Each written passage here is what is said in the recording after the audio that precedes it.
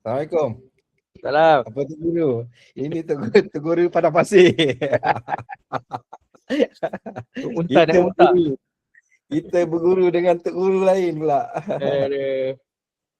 Okey. Share je lah, share. Okay, insyaAllah.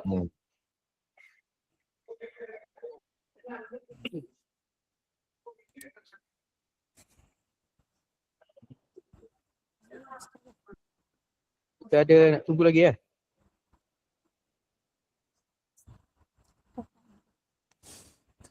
Saya rasa boleh start lah sebab kita ada rakaman. Okay. Nak tunggu takut tak sempat nak cover pula, Prof. Okay. So the session should be in English, Prof. Okay. And then in between, we want to have a group photo session. So Prof nak in between ke ataupun sekarang ambil gambar? Sekarang pun boleh. Sekarang semua dah tidur nanti, pukul 11. In between. Or in between or now? In between lah 9:30 lah. Nanti I will Okay. remind you at 9:30. Okay, sure. Okay. Okay. Alright, bismillahirrahmanirrahim. Assalamualaikum warahmatullahi wabarakatuh. Very good evening. It's good afternoon for me here to all participants for today's workshop. So maybe quarter of you still not joining yet, but it's okay. I heard the organizer will give the recordings later. So basically, this is a very short workshop lah. It's 3 hours. So we're gonna focus more on how we use AI, okay, to analyze thematic analysis. Usually, I'll prefer to have like a conversation, not just a lecture. So whoever would like to ask or anything you want to raise some questions, can just chat. Or if it's really urgent, just open your mic and then just ask me. It's okay, I can just reply. So basically, as I said, it's a short workshop. It's supposed to be preferably 2 days or 2 or 3 days, okay, to do this thematic analysis. But this is just fundamentals, introduction, how to use AI, especially for thematic analysis. Okay, may I know if you can just raise your hand using the Zoom punya application. How many of you have done or doing thematic analysis at the moment? Okay. Okay, I can see not many of you, or you just join this for the purpose of knowledge, just to get to know about this. We call it how to use ChatGPT for thematic analysis, and you have no idea what's actually how to actually use ChatGPT for thematic analysis. Okay, all right. Some of you maybe okay, for knowledge. Okay, some of you maybe want to apply it. All right. Okay, so now it's 3:15. Okay, let me go to the agenda for this 3 hours. So basically, I'm going to introduce the fundamentals of thematic analysis. So before you start with thematic analysis, you must understand the 6-step process. And before you use AI, you have to understand the structure of the thematic analysis. And then, of course, it involves a lot of ethics and bias. Okay, when using AI, people always say that okay, it's not fair to use AI for thematic analysis. Maybe it's not appropriate because you're not using your own brain or whatever.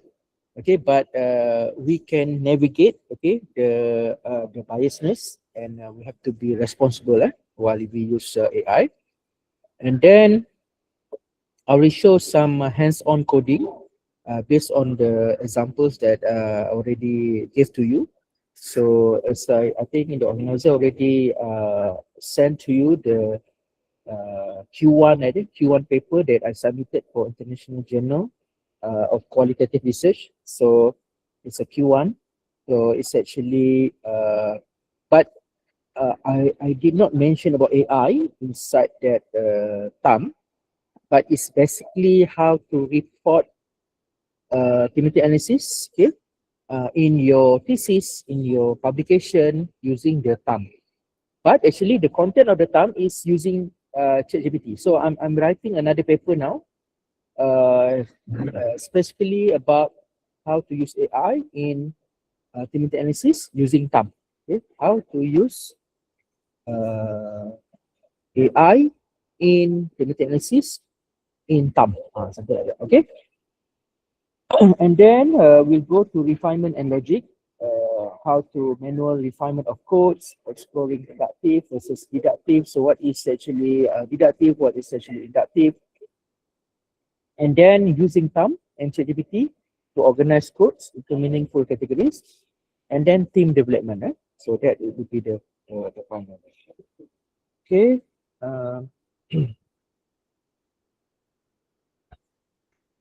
All right. So what is thematic analysis? I saw that there's another poster, maybe that would be more deeper regarding thematic analysis.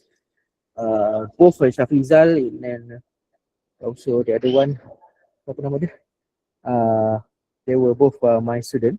So perhaps they can just extend. So you can, if you join that workshop, maybe you can also ask regarding this term, how to apply this thematic analysis inside the term. Okay, but first, I will also share some of the PhD Viva that I've already part of it as either as examiner or either as a panel or either as a chairman, where I found some of the thematic analysis is not being reported properly. Okay, does create what we call it assumption that the analysis is not correct. Okay, but if you can do it more transparent, see, then that it shows the structure of the thematic analysis, and thus it will not create confusion, and also some, we call it,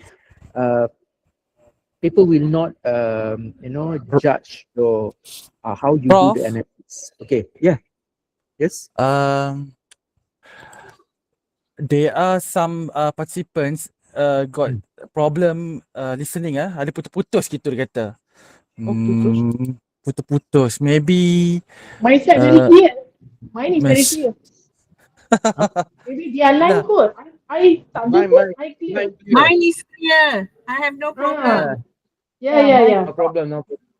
Okay, I kan? think their internet. Not okay lah. not It's okay mine. lah. Okay, not mine. Sorry. Yes, Okay. clearly. Yeah, I think because I'm sorry, I'm in a cafe, so but I've already asked the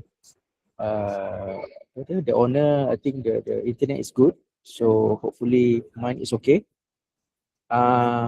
Okay. No, So worst come to Okay, us. thank you. Worst come to us. Maybe if we can shift to Zoom. Sorry lah. maybe after This break. is really good. Okay. But some said already good, so we can continue. Okay. Okay. So shall I Sorry. continue? Okay. Alright. So thematic analysis. Hopefully nanti bila recording dia akan clear lah kan? Dia akan ikut yang the normal punya ni. So hopefully the recording, if you have difficulty to listen lively, maybe you can follow up with the recording. Okay. So I come back to my experience handling the Viva. So most of the time lah, if they're doing either purely qualitative or mixed method, so what would be their problem is that they don't report, they did not report the thematic analysis properly, does create some confusion to the panels, to the examiner. So we don't know how they derive the coding, okay, or the final theme. So that is really critical because when the examiner, read the final theme, and then we will ask, hey, why is the theme similar to the research question? Okay, now I'm asking some of you because I like to also have a Q&A. Can the theme be similar to the research question and why? Can somebody ask? Can somebody answer?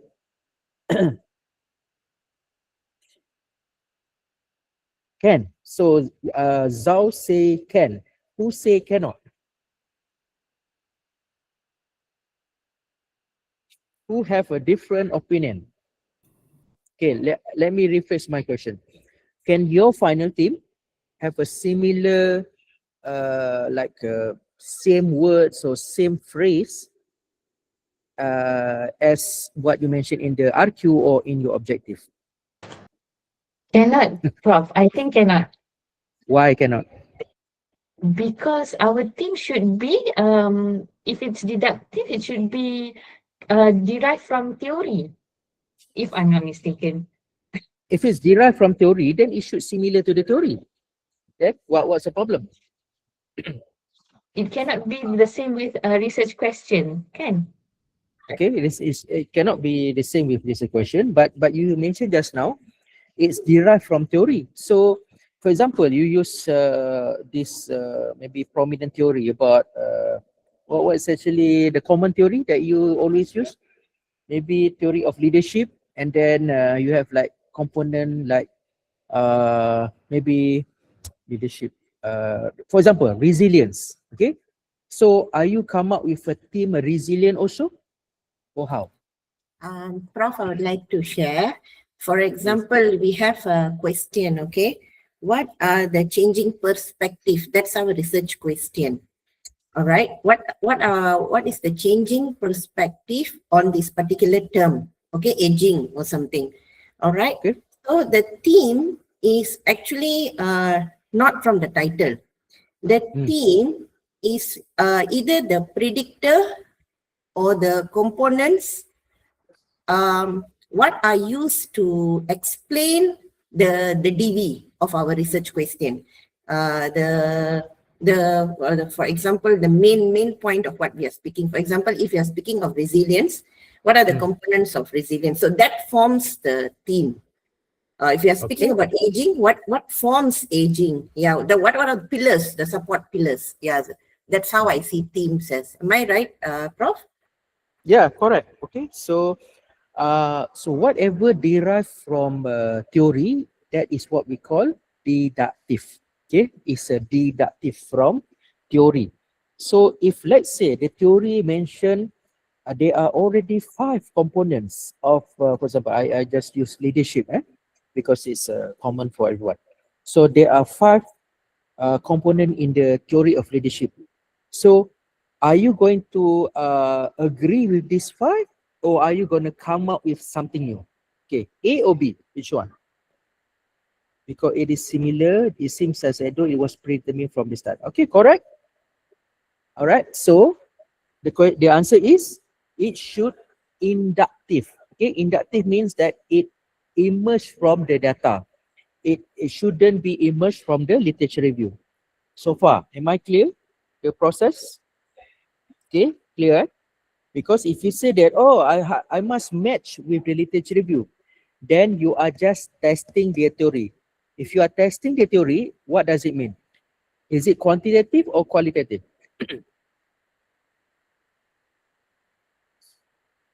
If I'm just testing the theory, I just want to know whether it's significant or not with these 5.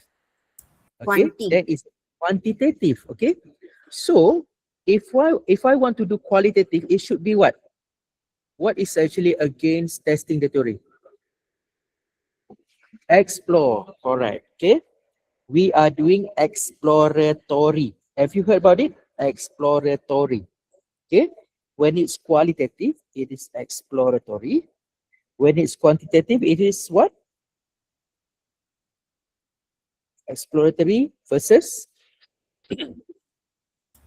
explanatory. Explanatory. Okay, I just write it down. explanatory versus exploratory.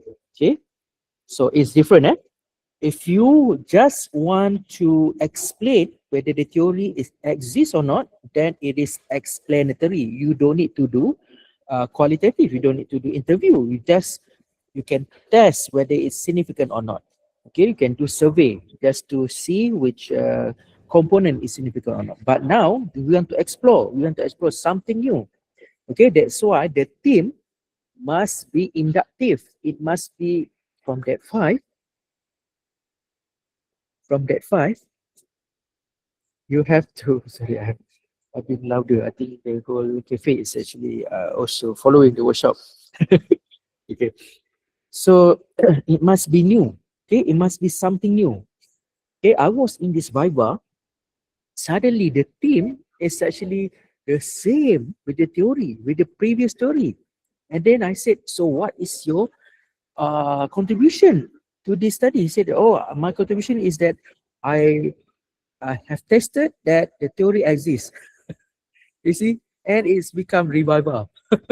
You see, because he did not understand the fundamentals of qualitative. Okay, so far I'm clear. Okay, if anything, you can just ID chat or can just stop me. So, it should provide. Okay, I will reply to that. Mixed method. Okay, it's a method for identifying, analyzing, reporting patterns. Okay, within data, it will provide rich detail by organizing content into themes and sub-themes.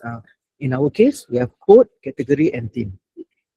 Okay, TA is theoretically flexible and widely used, for example, in psychology, education, and sociology.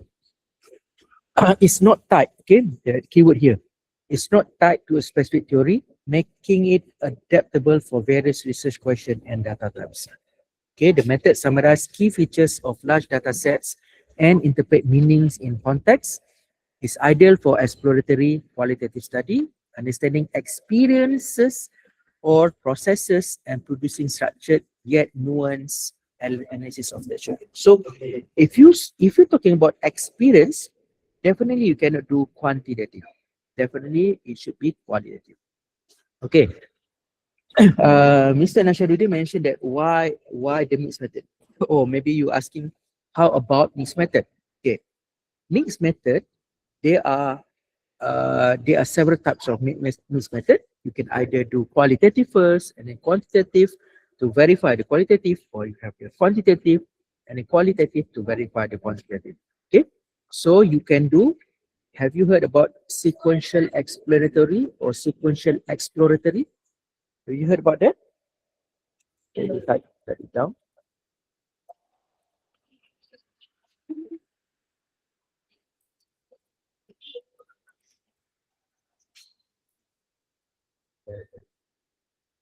Okay. Yeah, it's either sequential exploratory or sequential exploratory. Okay, what does it mean?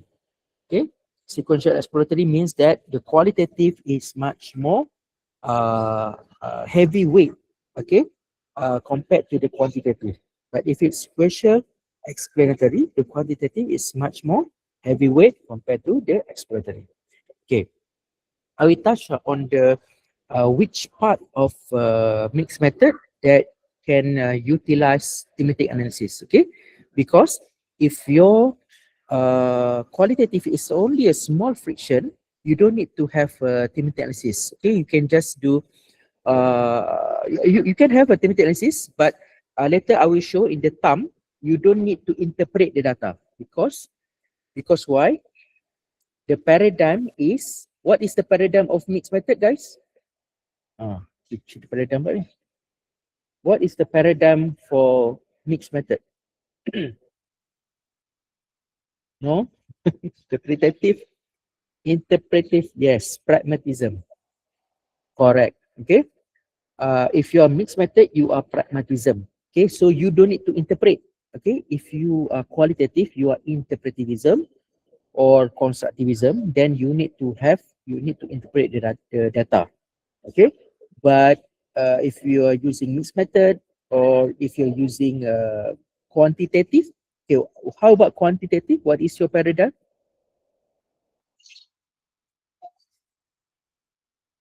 What is a paradigm for quanti? Okay, correct. All right. So I think this is basic for all researchers, PhD, okay, or master. So quantitative, you are positivism. Qualitative, you are either interpretivism or constructivism. And mixed method, you are pragmatism. Okay. That is actually I can just talk one day about paradigm and also philosophy, but I'm not going to touch that. Okay, because we are have a very short time. Okay, so when are you going to use this thematic analysis? If you're using exploratory qualitative studies, of course, you want to understand participant experience. You are analyzing interview or focus group. Okay, you're seeking structured narrative analysis. Okay, or maybe you can have a slash unstructured analysis also. Okay, you can use thematic analysis.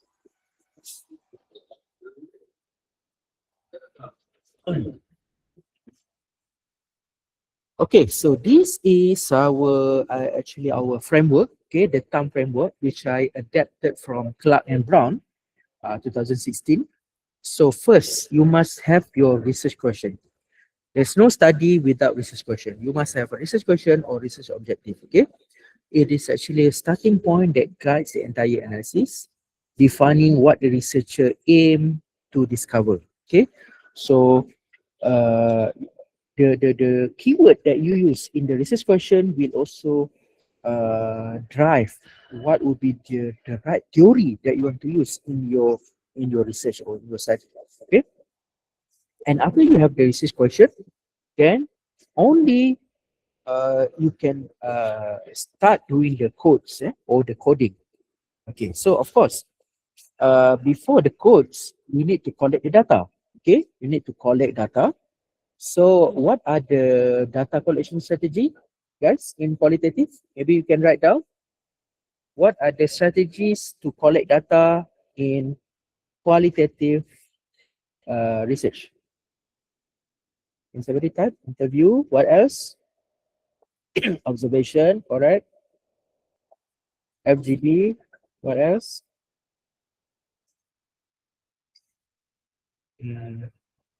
Anybody in arts stream? Maybe you want to do picture analysis, maybe, or video analysis. Okay, correct. So those are some artifact, document. Okay, I think you heard about it. Photography, yes, correct. You can do. Yeah, I think this is basic. You guys know already. Okay, so you collect your data with all of these data collection strategy, and then only you do the coding. Okay, the codes.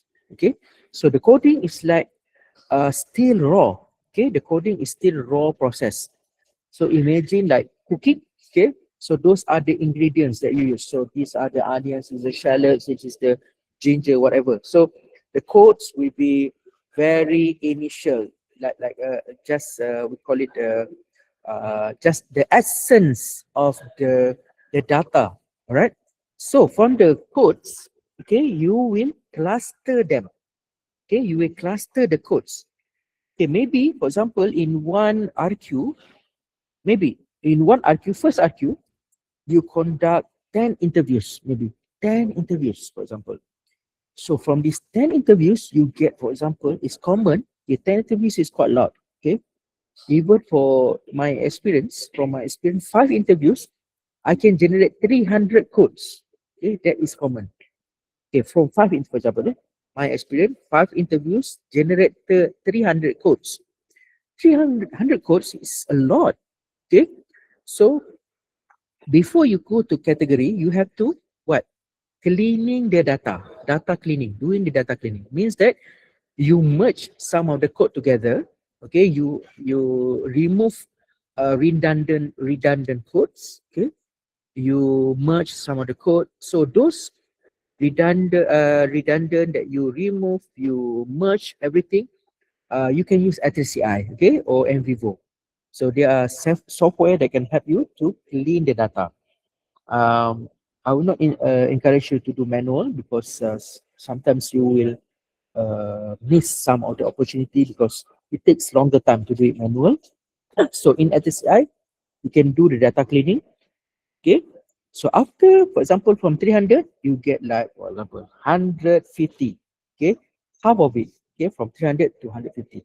So this 150, you already clean it. It's like pure quotes. Okay. From this 5 interview. Okay. From 150, okay. The next step is to cluster them. To cluster them into categories. Okay. So 150, you cluster them. Maybe you get 20 of categories, okay, based on the 150 codes. Okay, let's say, so you have 20 codes. You cluster them, okay, and then after the categories is the themes. The themes is actually the answer to your research question.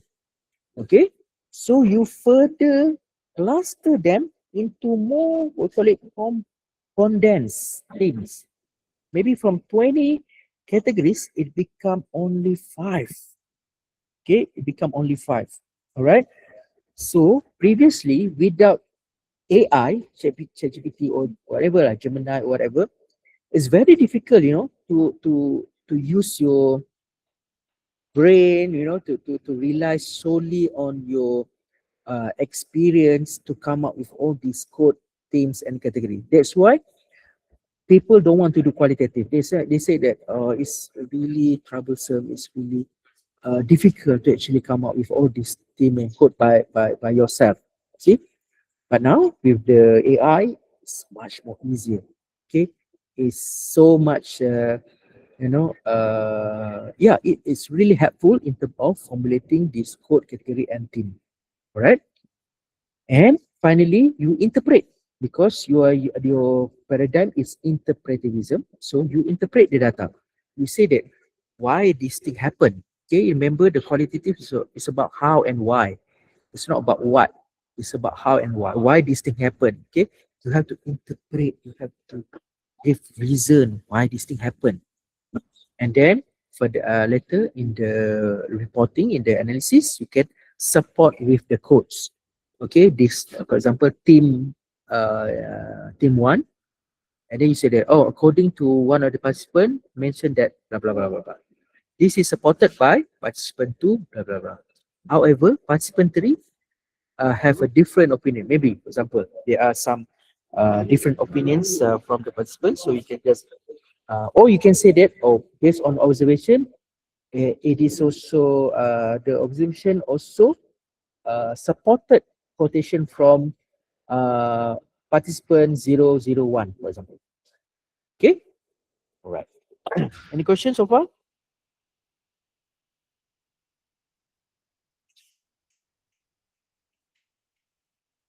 Assalamualaikum, Prof. Yep. For the themes that emerge, do we have like a certain numbers of codes that we need to support the emerging themes? Like, is it one is enough or we need more? How much is needed to support? Thank you, Prof. Okay.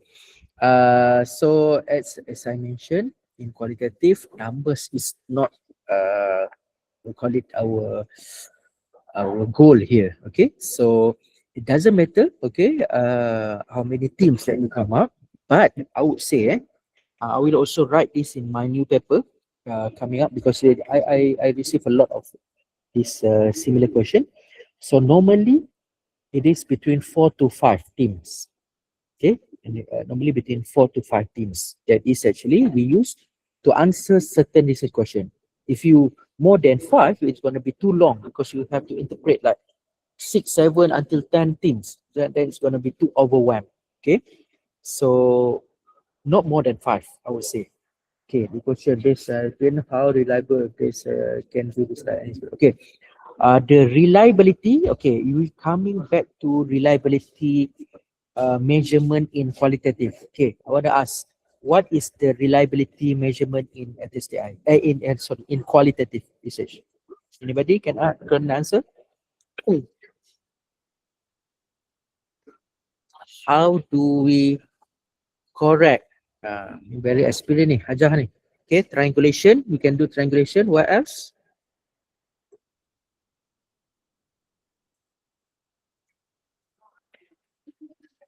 How Have you about heard of- member checking, doctor? Okay, member checking, correct. Okay, member checking. Okay, member checking is actually for interview. Okay, there's another one. Have you heard about this? Okay, reflexive coding. Okay, you can check GPT, no problem. Reflexive analysis.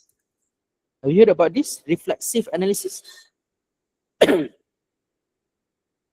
Reflexivity maybe similar. But what is reflexivity that you understand?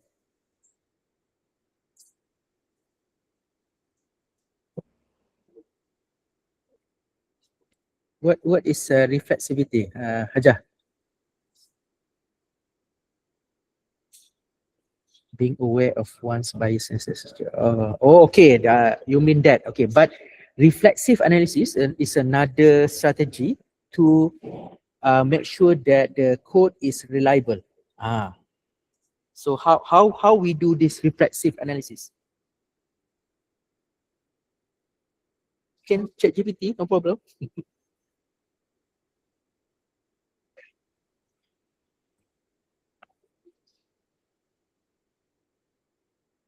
Anyone want to answer?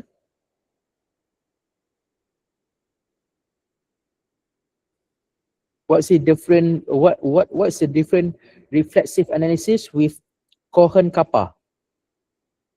Have you heard about Cohen kappa?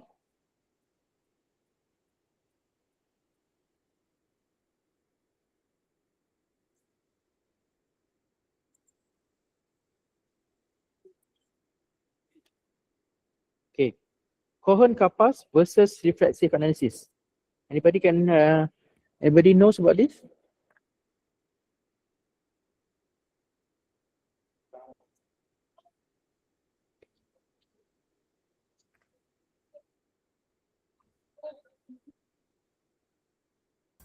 Cohen kappa is a statistical measure. I just checked. Okay. How about reflexive analysis? Reflexive analysis. Reflexive analysis is referred to as thematic analysis from Brown and Clark. It's a qualitative Okay. data analysis approach. Okay, yeah, but how does it differ with Cohen kappa? Cohen kappa is like statistic in qualitative, but then what is reflexive analysis? Okay, so Hajah mentioned emphasizing the researcher's active, self-aware role interpreting data, focusing on how their own assumption, personality. Okay, so what I can summarize that reflexive analysis is actually a non-statistical way to validate your code or your coding. Okay, so you can do by peer debriefing. What is peer debriefing, guys?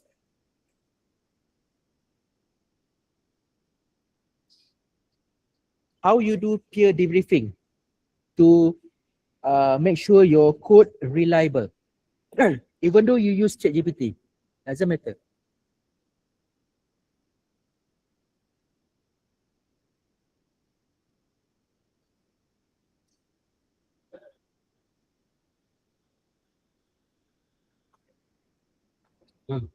Banyak tak tahu ni. What is peer debriefing? Okay, let me just answer. Okay, correct. Cross-checking with SB, correct. Yeah. Check with your peers, check with expert, okay? Yes, so reflexive analysis is more manual, okay? Manually done.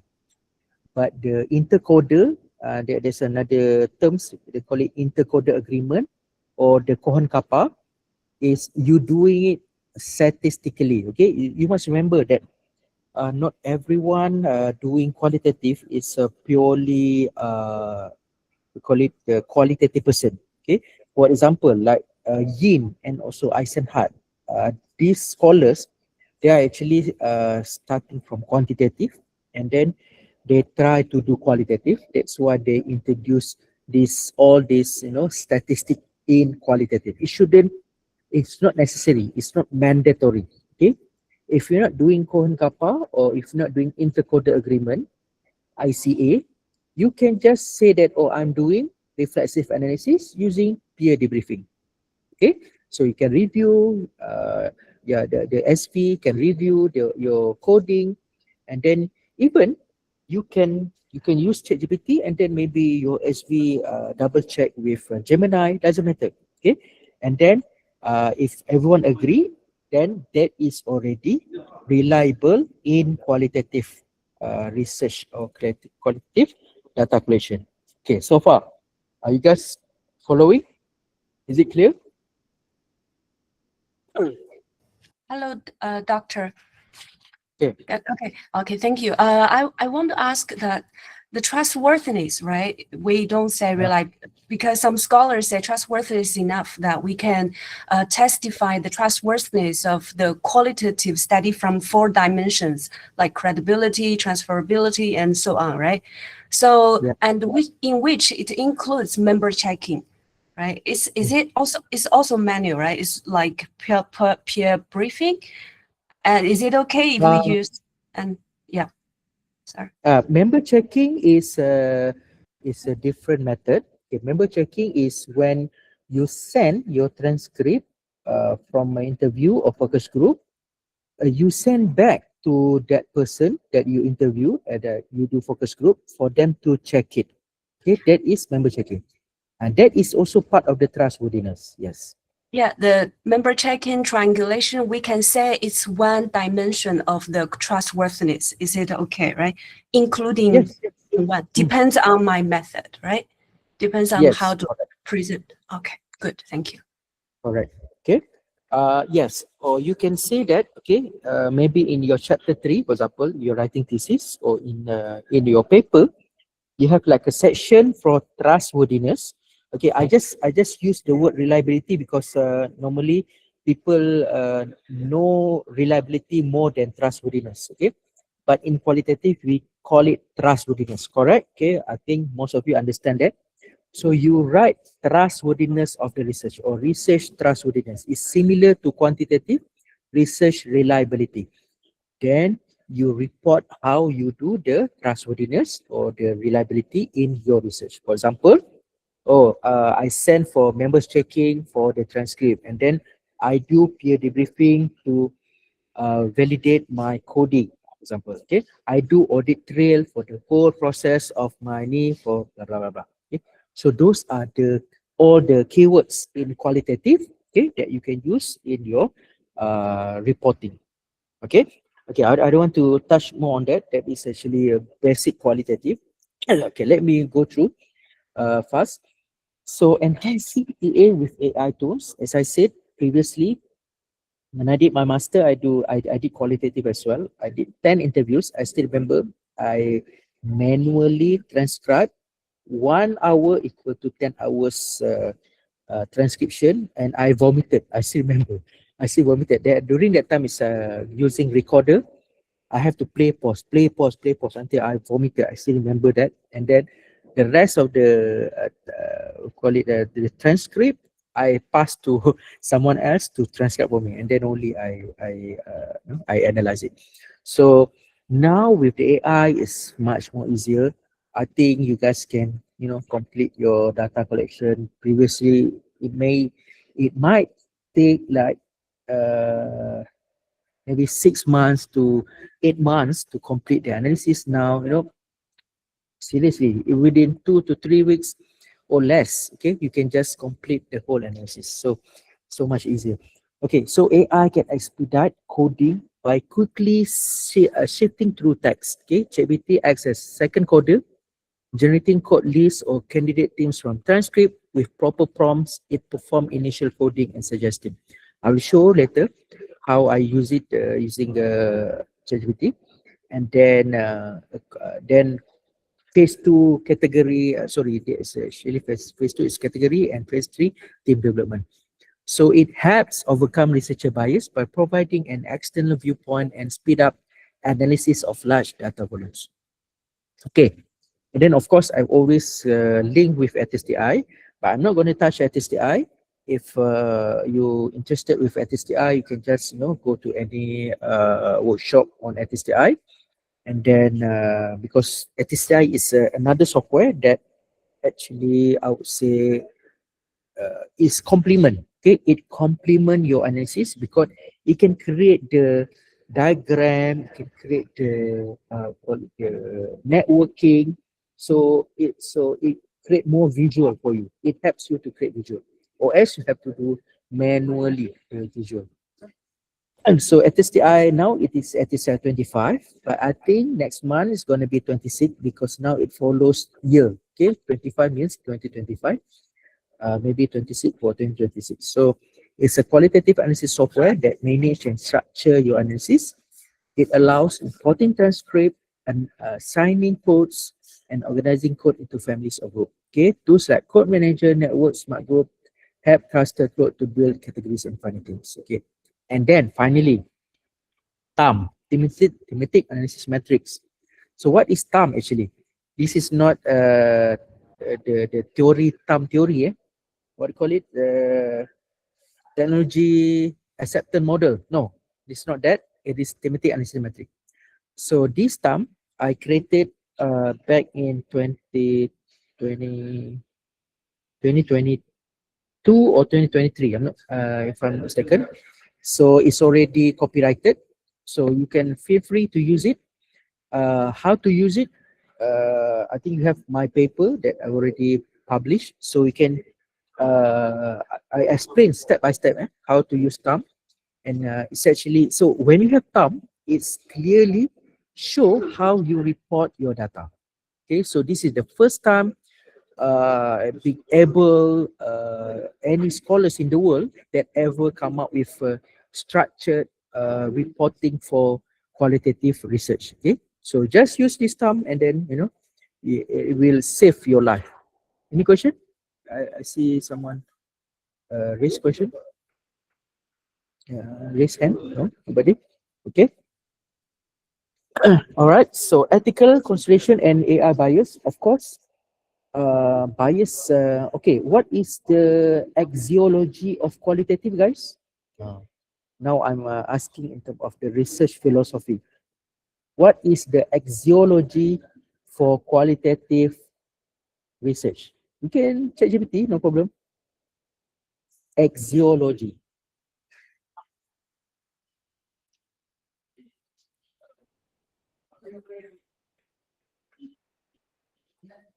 I write it down.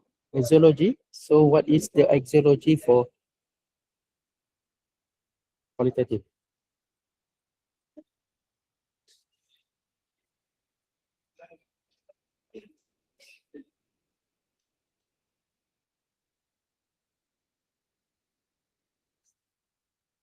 Anyone understand? What's the axiology for quantitative? What is axiology for qualitative?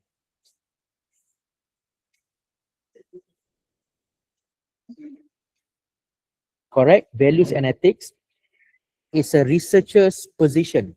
Okay. Researcher's position. Okay. So for example, in a Viva, you say that, well, one examiner may be a quantitative person. Well, if you come up with your own code and then you do it yourself, that would be bias. Yeah, how are you going to answer that? Okay, so how you answer it? You can mention that axiologically, as a researcher, qualitative researcher, you are biased. Okay, why you are biased? Because your sample is purposeful sampling. You choose your sample, correct? It's not random sampling. It's not like quantitative. Randomly you send the questionnaire. Okay, you don't need to know who are the participants. But in the case of qualitative, you have to know the participant because the participant need to be the one who can reply, who can respond to your questions. Okay, that is bias already. But yes, goes back to reflexivity. You have to mention, you have to clearly, show the process. That's why we have audit trail. Remember audit trail? I mentioned about audit trail. Audit trail is like diary. It's like a reflexive journal, we call it.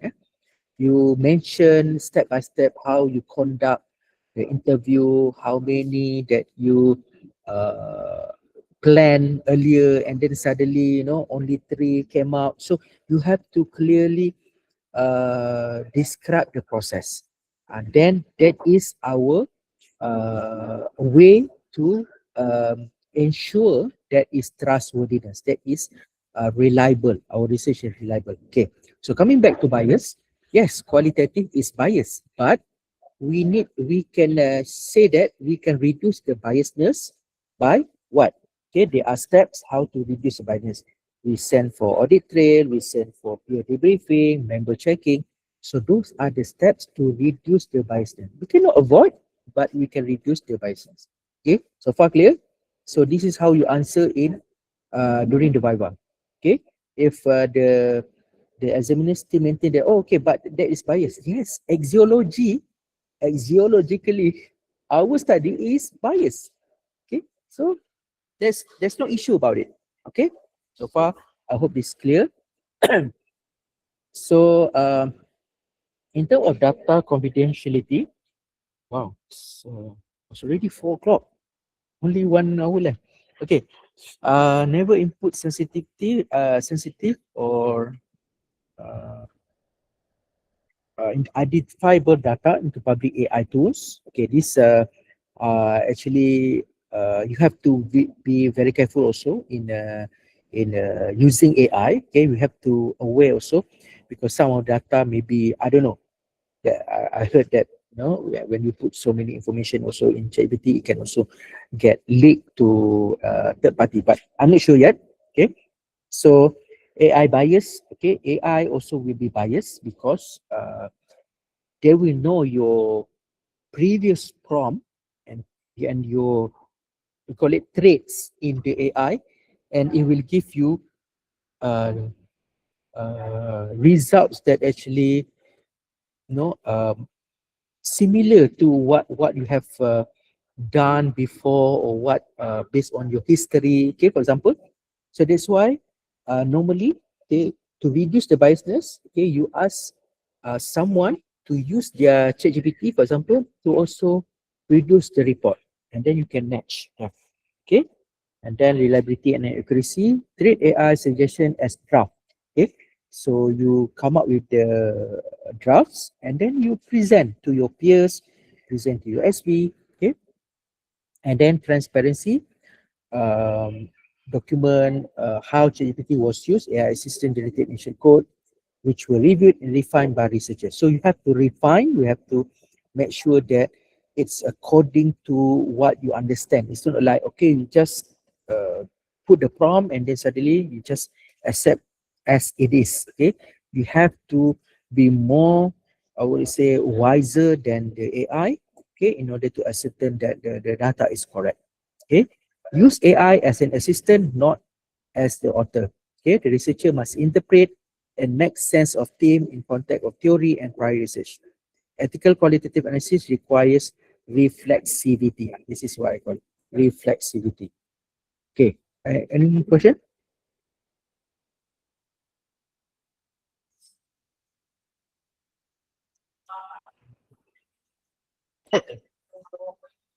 Okay, so far clear? Okay, for the hands-on, I think I gave the, okay, just I want to share this.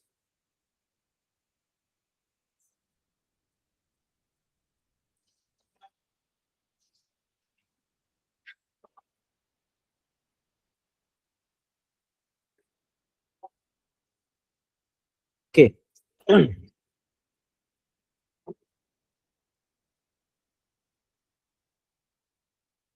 Okay, I hope you can see the template, thematic analysis matrix template. Okay, so inside here, let's stop the video.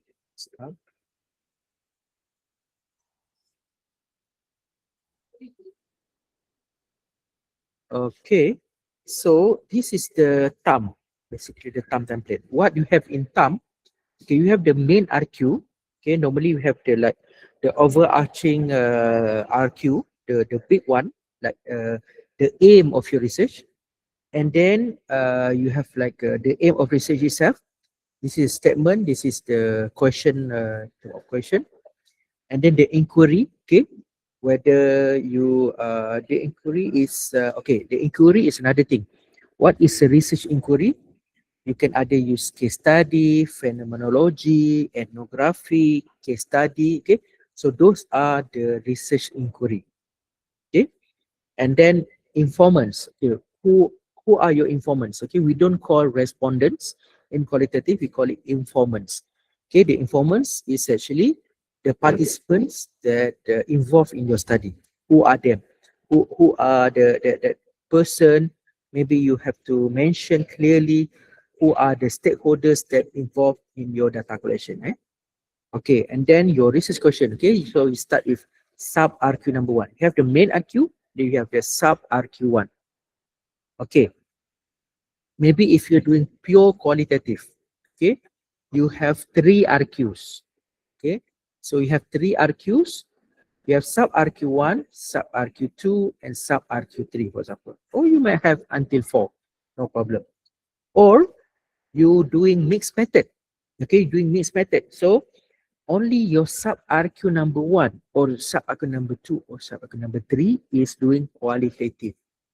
Okay, so if your qualitative is just 1 RQ, so you just focus on that particular RQ in this thumb.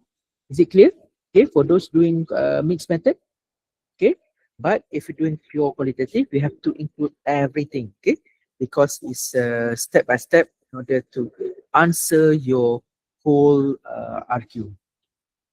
Okay, all right. So what is deductive code here, guys?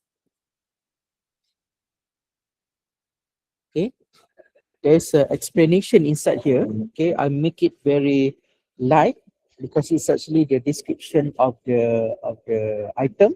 Okay, the sub RQ1 is designed for detailed exploration of blah blah blah. Okay, deductive for RQ1 section involve applying existing theory or framework to first specific sub-research question. So deductive code number 1, as I said just now earlier, deductive is the literature or the theory of that particular sub-RQ. Okay, because this is from the theory, from the existing theory. Okay, that's why it is deductive. Okay, so far clear? And then strategy of inquiry is, okay, so how you want to answer this question? Using what? Okay, maybe your interview using all those things that you listed just now, focus group, or maybe observation, picture analysis, document analysis, whatever. So you mention it here. Okay, and then only we go to inductive codes. Inductive code is something that emerge after the data analysis. Okay, during the data analysis. Okay, so this is actually after you have collected the data. Okay, you start doing the coding, category, and quantity, and finally the emerging themes. Okay, as I said, if you're doing mixed method, you don't need to write this. Okay, this part, because your paradigm is not interpretative. You are pragmatism, so you can omit this column. Okay, the emerging themes. Okay, so you focus only on the coding, category, and quantity. So far, clear or not? Any question? Sorry, doctor, a little confused about the deductive codes and the inductive codes part. For example, like your example, leadership. So maybe my topic is what are the elements for being a good leader. So maybe my first question is confidence. So confidence and some resilience. Okay, that's my research aim or question 1, 2, 3. And what are the deductive codes mean? What's the continue with inductive? I'm very sorry. Thank you. Okay. So for example, sub RQ1, you want to search for what theory? What's element? Is confidence important? Is Okay. resilience important? Those kind of things. Okay. So for example, maybe RQ1 is about confidence in leadership. Okay, for example, confidence in leadership. So of course, you will find theory or literature review regarding confidence in leadership. Correct? Yes. Yes. So that is actually deductive code number 1. That is what you get from literature review. Is it from the literature review or is it from your data? Data. For No, example, I it's did an interview. No, it's not from the data yet. It's from your RQ. It means that it's before, you see. So I see. You haven't collected your data yet. It's actually from the RQ to the deductive. So you already know the confidence in leadership. That is what you want to look for, correct? Correct. Yep. Okay, so confidence in leadership. So you can find in the literature review, find in the Scopus database or WS database or Google Scholar database. You just keyword confidence in leadership, and then you can find a lot of theories, a lot of framework maybe that talking about confidence in leadership. Correct? Okay. Correct. So those are the deductive. You haven't collect your data yet. You see? So based on that theory, based on the literature review, then only you can construct your interview question. Correct? Okay. So for example, according to William, confidence in leadership, for example, I just create it out of nothing. Okay. For example, according to William, confidence in leadership, there are 5 traits, for example. There are 5 traits. So these 5 traits, these are your interview questions. Okay, these are your interview questions. But you don't want to test whether it's there or not. You want to, from this 5, maybe become 10, become something else. You want to dig more. What else? What else that actually involved in the confidence in leadership, for example. You want to discover more. Okay, that's where you come into coding category and vanity. Is it clear? Is it clear? So all this form is not start to collect data yet, right? All this form. This form? Yeah, not one? for collect data, right? No. When you start with the coding, this one, the inductive, this is already your data. This part, coding, category, and anything, this is your data. What Understand? about the strategy of inquiry is? This is how you collect your data. Interview, observation, this is method. Okay.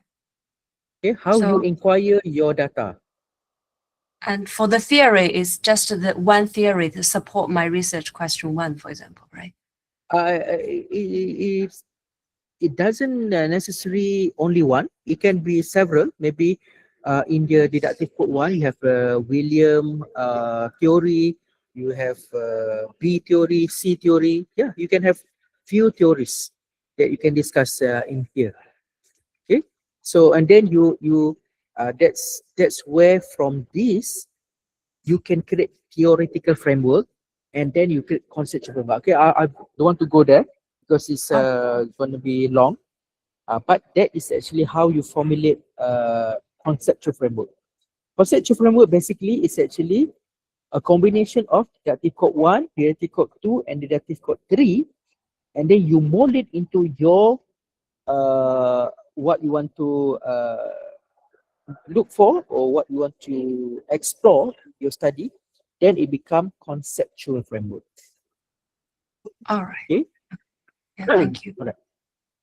Okay, so the question explore the perception of the radiologist and certain AI for lung cancer. So we start with the person. Okay, understand. So the study is actually perception of the religious on acceptance of using AI. So are you using a technology acceptance model? Okay. So if using technology acceptance model, make sure that the technology is there. Okay. So then you can what call it explore. Okay, what else beside this perceive of ease and perceive of usefulness. Okay. So in qualitative, okay, you don't settle for only one theory. Okay. So as I said just now, deductive code 1 under sub article 1, deductive number 1, you can have several theories that you use to look into this to answer your research question. Okay. So maybe thumb is one of them.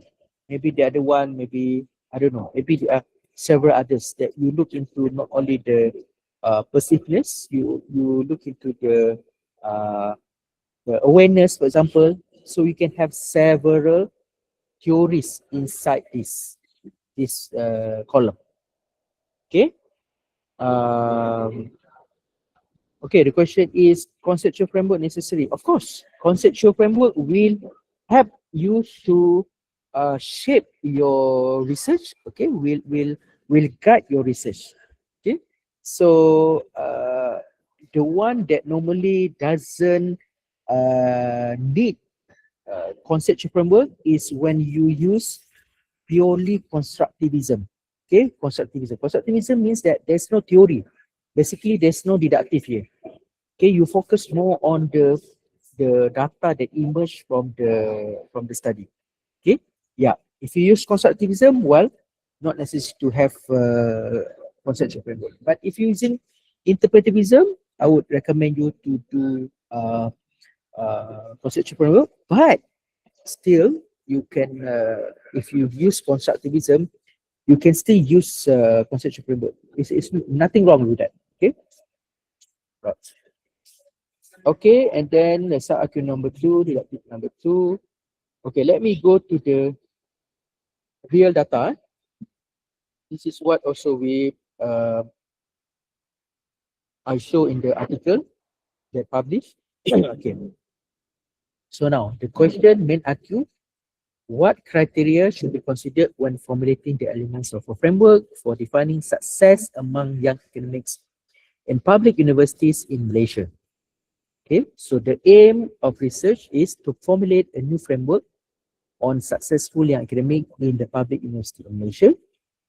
The inquiry is using phenomenology, and the informants that involved is 5 young lecturers that won awards and received recognition within 5 years of service up to PhD in 5 different public universities. Okay, so far clear. So you can use this table and then you can write down your according to your study. Okay, the first research question. Here's sub-article number 1. I just go through the article first. How to strategize young lecturers to become successful young academic in terms of achievement, networking, personality, and values. There are actually 4 breakdown of deductive inside RQ number 1. Okay, it's not only one deductive, but it's actually 4 different deductive. But if you ask me, can I just only have one deductive? Yes, also can. Okay, no problem. It's just, this is just example. Okay, yeah, just look at the sub RQ, and then the second sub RQ. So if you see the what does it mean by 2.1 achievement and career as young academic, 2.2 networking as young academic, 2.3 personality as young academic, and 2.4 values as young academic. Okay, what does it mean by 2.1, 2.2, 2.3, 2.4, guys?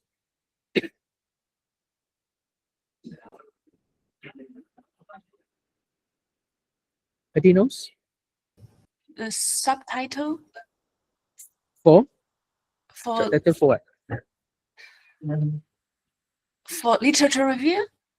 Correct. Yes, correct. Okay, good. Okay, correct. Because I think I've assessed more than 10 theses, PhD thesis. I see there's no relationship between the RQ and also the literature review. The literature review is basically like a dumping ground.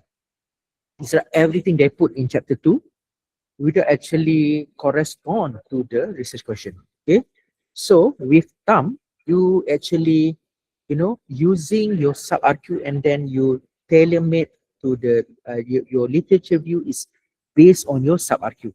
Okay, so for example, achievement in career assignment. So I will just go to database searching achievement in career assignment. So I also recommend you to use AI. I always recommend use site AI.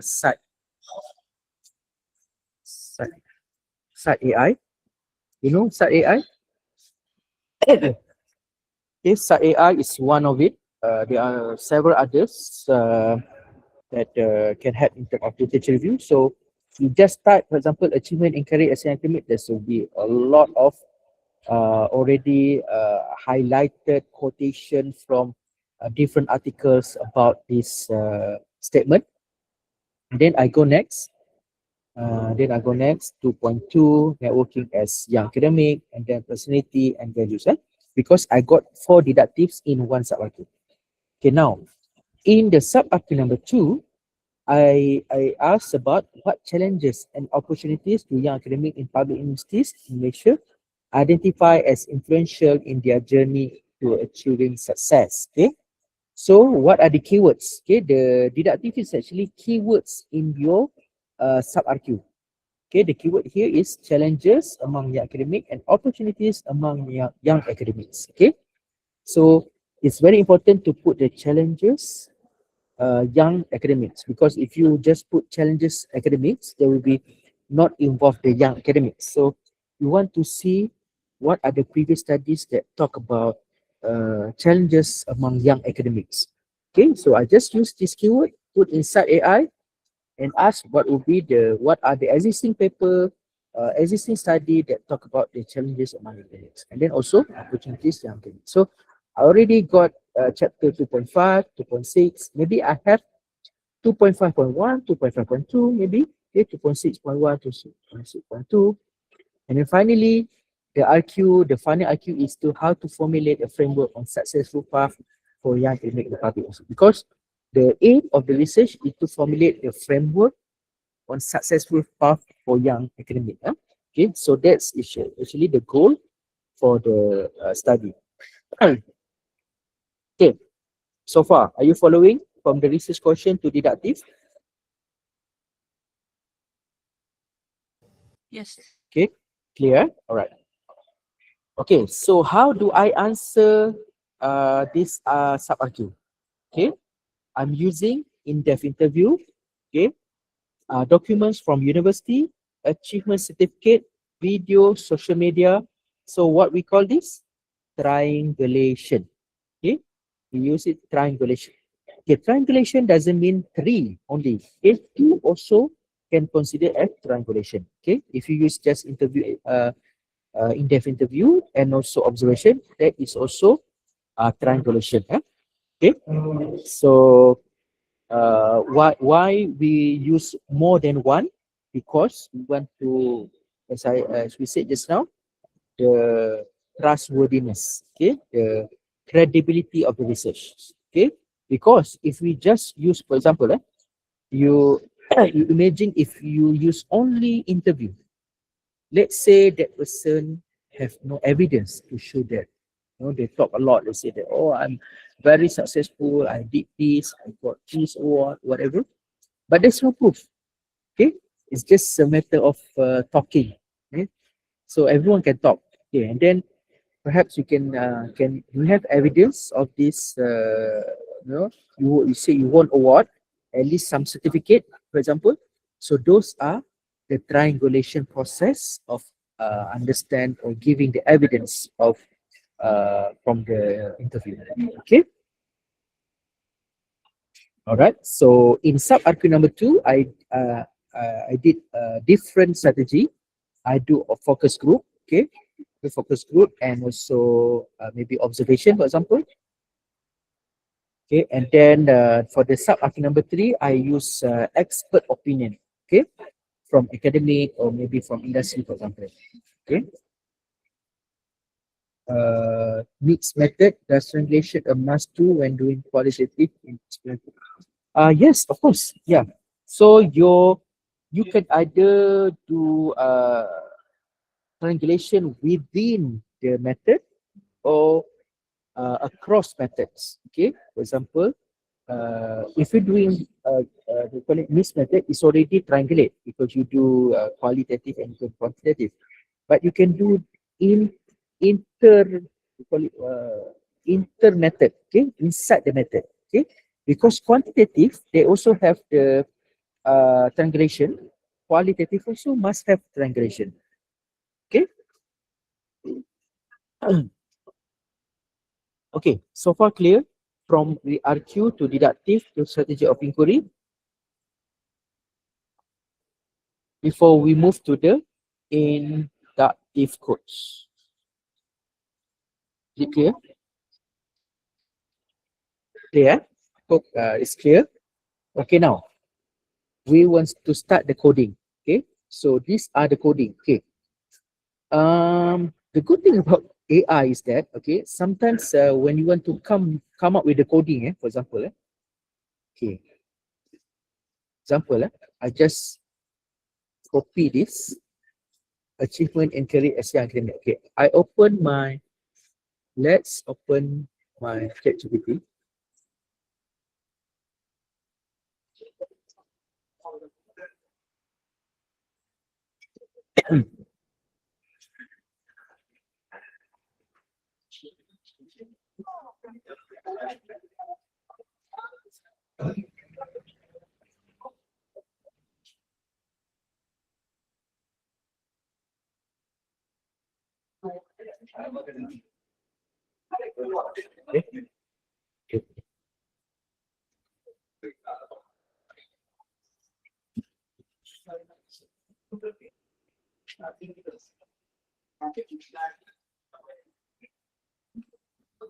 Okay, can you see my ChatGPT now? Yes. Okay. All right. So in ChatGPT, it's not only about the category and the quantity. You can even ask ChatGPT, okay, for example, I'm doing, when you use ChatGPT, you give a scenario and then show your position in order for ChatGPT to understand. I'm doing a thematic analysis for this topic. Okay, achievement in career as engineer. Please suggest quotes that related to this question. Not question, this statement. Okay, example.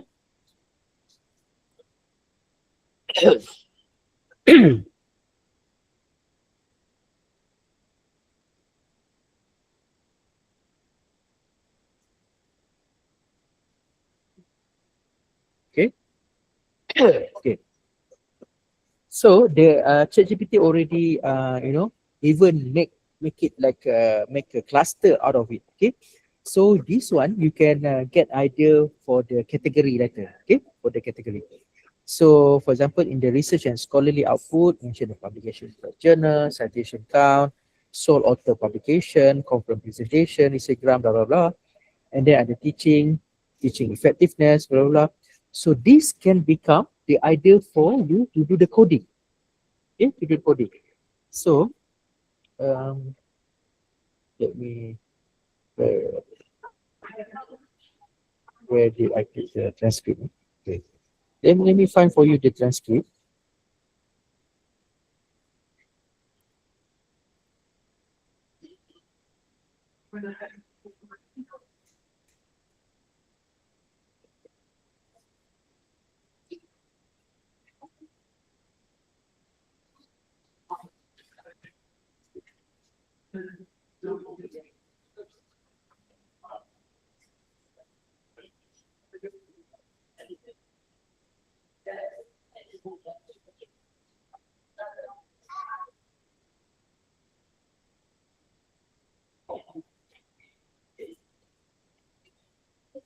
Okay.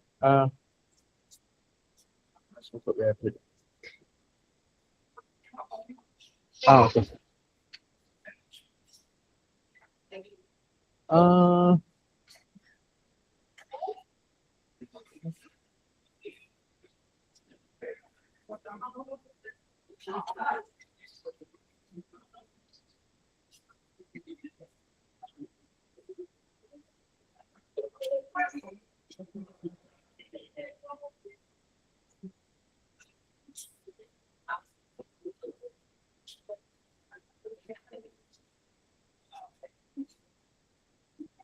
eh? Okay. Okay.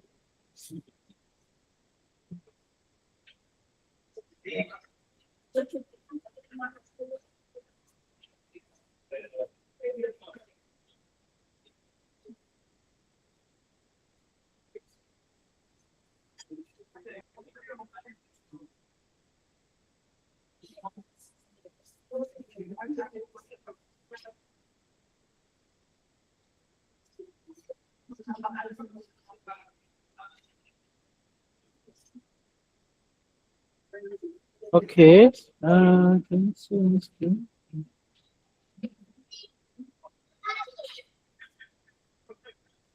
Using something else.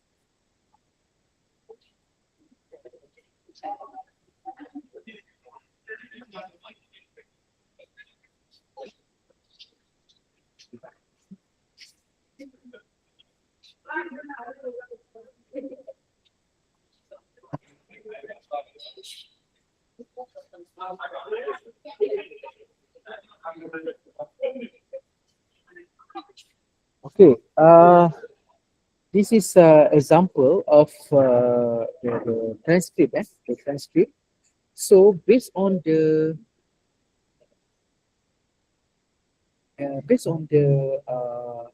items that we get from ChatGPT just now, you can use it as the code, and then you can find in the transcript which code that is actually suitable, that actually mentioned by the participants in your study. Okay.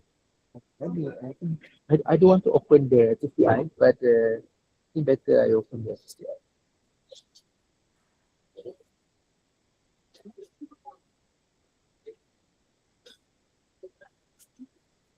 Like,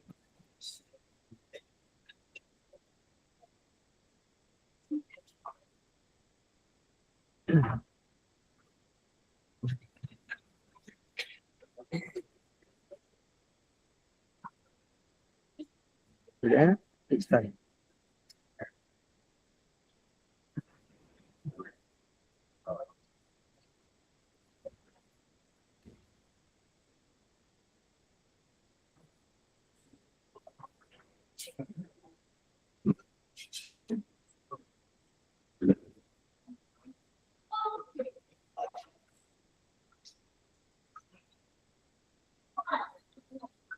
Okay.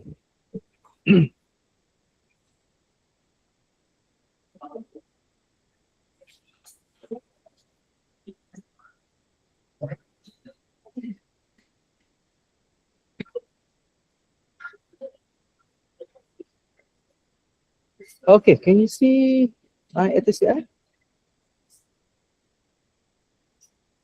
No, doctor.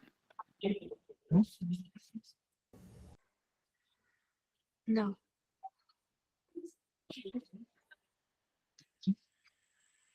Can now. Can now. Can. Can?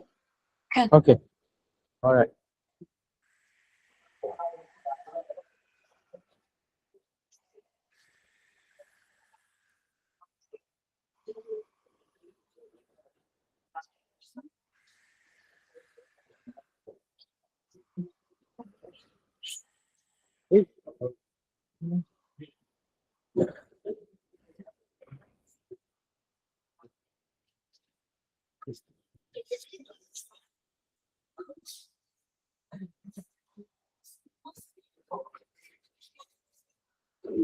Okay. All right. So basically, this is the interview transcript. Okay. The interview transcript.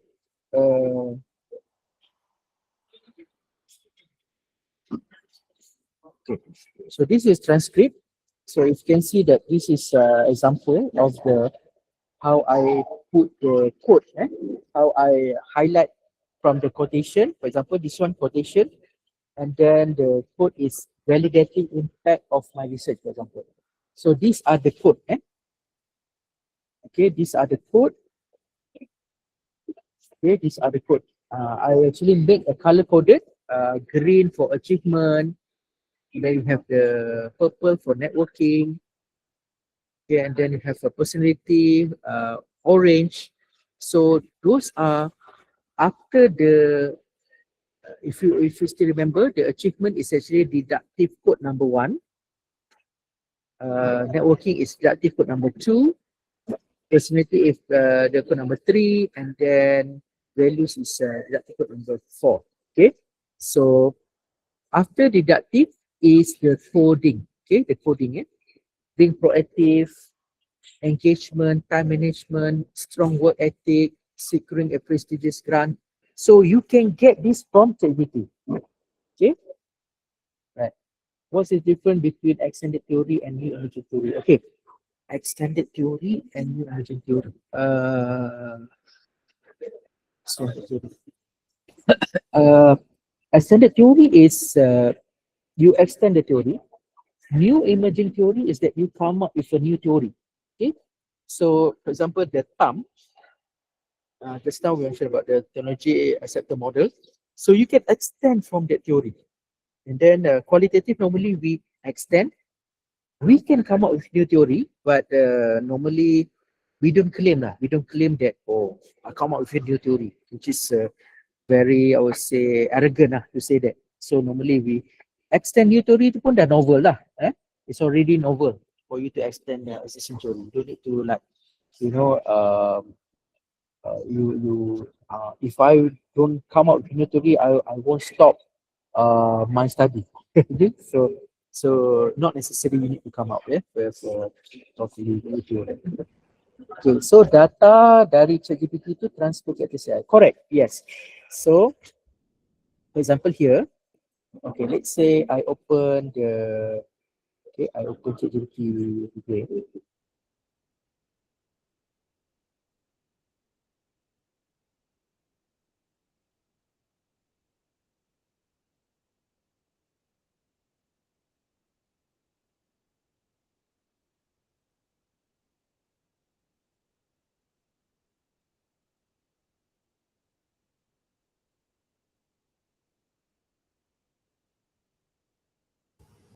Hello? Doctor, we cannot hear you.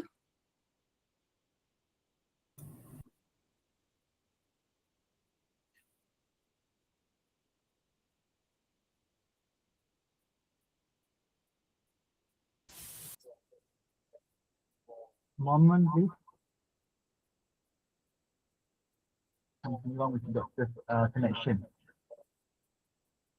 I think Prof is disconnected. Oh, professor not here. All right.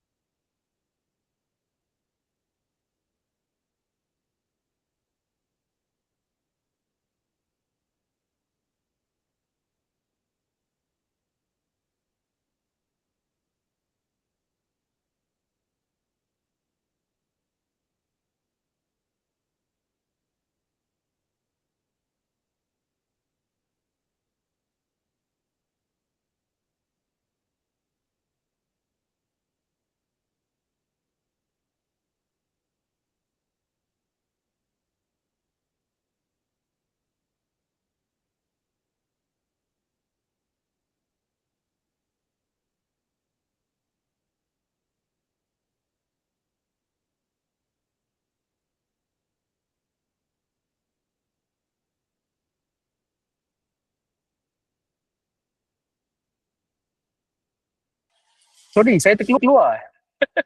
Am I? Yeah, the prof. Okay. Cakap seorang-seorang punya. Okay. Alright. Mana dah tadi? Mana tadi? Okay, I come back to this. Oh, sorry. Ini dah ada online kan? Okay, I come back to this. Okay, I hope you can see my ATLAS.ti. Jadi tak keluar dekat my screen. So, can you see my ATLAS.ti now? Yes, we can see. Okay, good. Yeah, but quite small, prof. It's small. Coba. So, my screen anyway. Okay. Okay, is it clear? Is it If can be larger, better maybe. Enlarge. larger? Okay. Yeah. Thank you.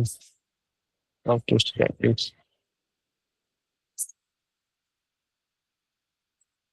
Why is it small? Okay. Hmm.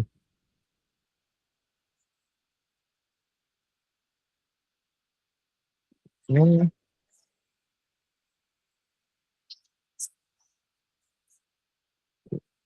Okay, close again. Wait. And then open again.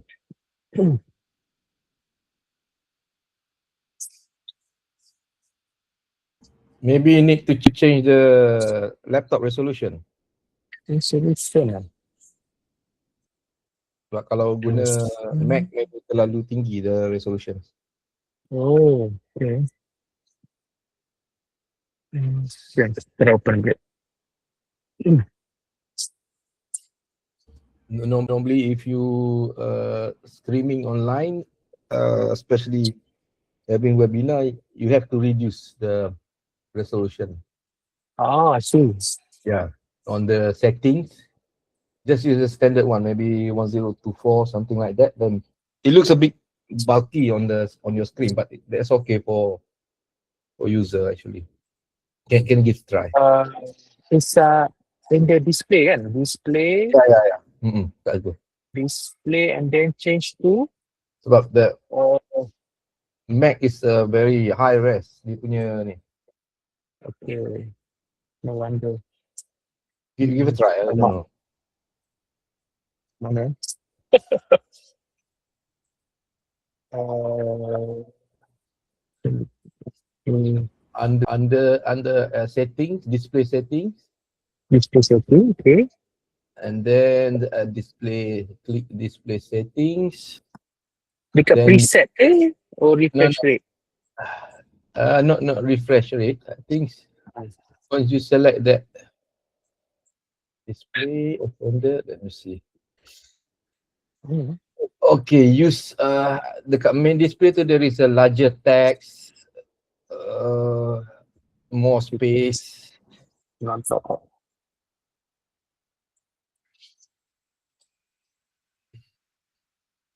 Survey, yeah. Preset, refresh rate. No. It's not.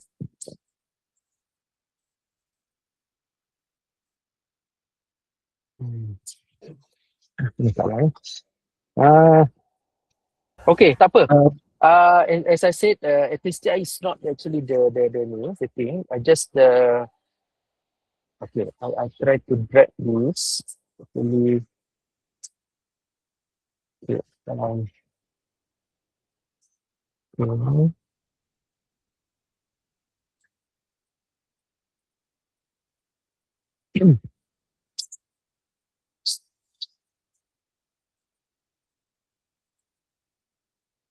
I don't understand feature in why suddenly feature and feature is open because you are screen sharing. Change automatic feature and feature. Okay, change the setting. Suddenly change the settings.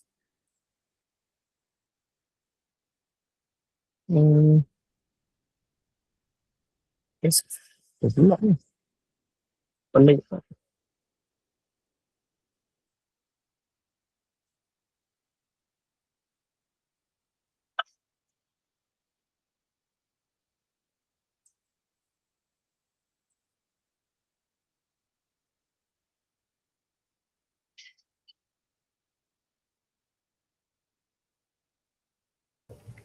It's okay, Nice. Doc. It's okay. We can see the general overview. It's okay. It's okay. Okay. All right. We can Okay. move on. Yeah.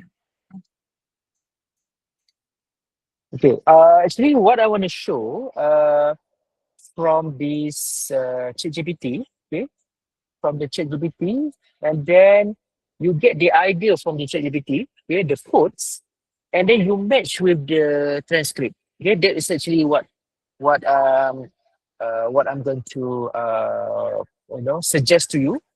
How AI can actually help you to find ideal what would be the appropriate quote, okay, to answer your research question. Okay, is it clear? Is it clear how I relate the what we call it, the ChatGPT and also ATLAS.ti? Okay. Alright. So then you get all of those codes that ChatGPT already highlighted. Then you can try to put in your ATLAS.ti, or let's say you don't want to use ATLAS.ti, you can also use different software, no problem, to help you to provide the networks or the diagram, okay, that you want to use. Sorry, Doctor. Yeah. You said, for example, we can use ChatGPT to help us by copying the detective codes, right? And then find the inductive code, right? And with this code, what we do with the file, we search the information. No, if this is the codes, can you see the? We can see GPT, yeah. And because there's a gap between this step and then. Okay, let me say again. Yeah, what we do with the, yeah, this is the codes, okay, the code publication in index. Remember that in the ATLAS.ti just now? Why is it different?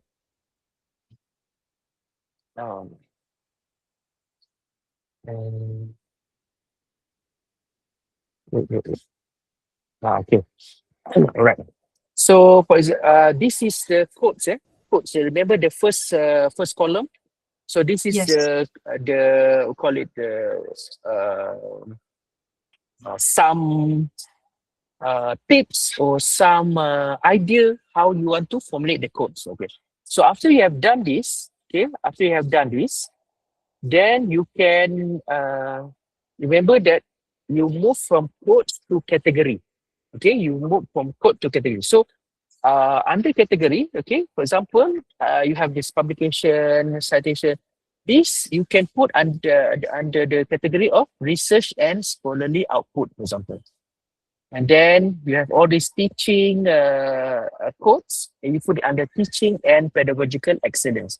This already moved to category. Okay, so this one, in ATLAS.ti, you can group it under the, we call it the code group. Okay, code group.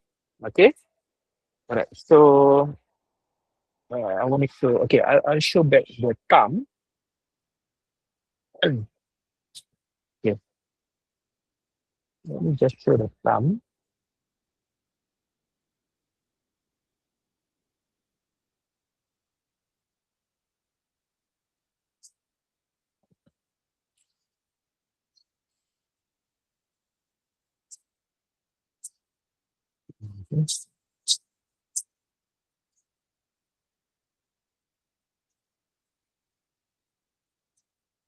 Okay, please stop sharing.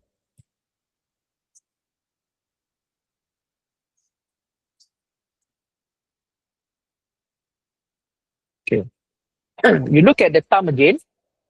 So, under achievement, okay, under code achievement, I have this career development, curiosity, intellectual. So actually, I get some of the idea from ChatGPT, okay. And then if you look here in the category, I already cluster them. Okay, personal qualities and attitude, curiosity and intellectual engagement. This one, curiosity and intellectual engagement. It goes into category number 1. And then passion and motivation. Okay, passion and motivation.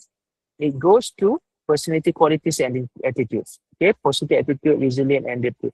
So I've already started to cluster them into category 1, category 2, category 3, category 4. So maybe I have 5, 6, 7, 8. Okay, so how I transfer into category. Okay, let me show you. For example, I take all of these. Okay, okay, let's say I copy this. Okay, I copy all the codes. Okay, we go to again ChatGPT. Come back to ChatGPT.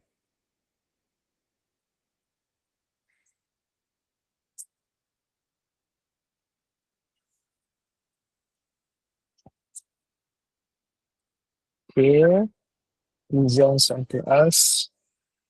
ChatGPT. Where is it? ChatGPT. This one.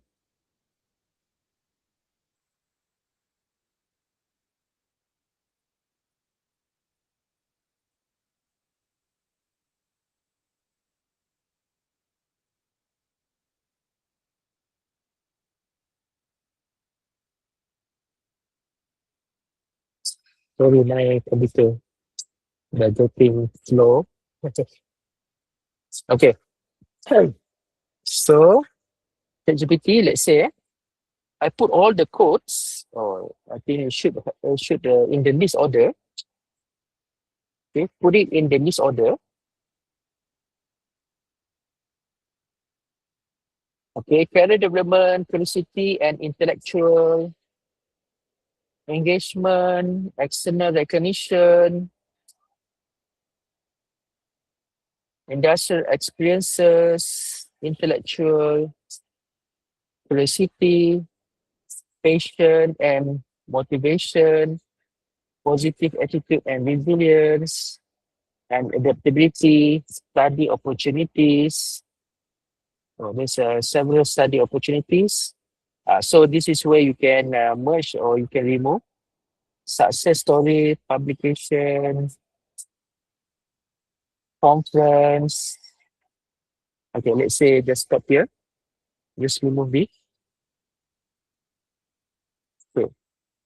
So from here, okay, remember that you want to move from code to category. Okay, so from this code, create cluster.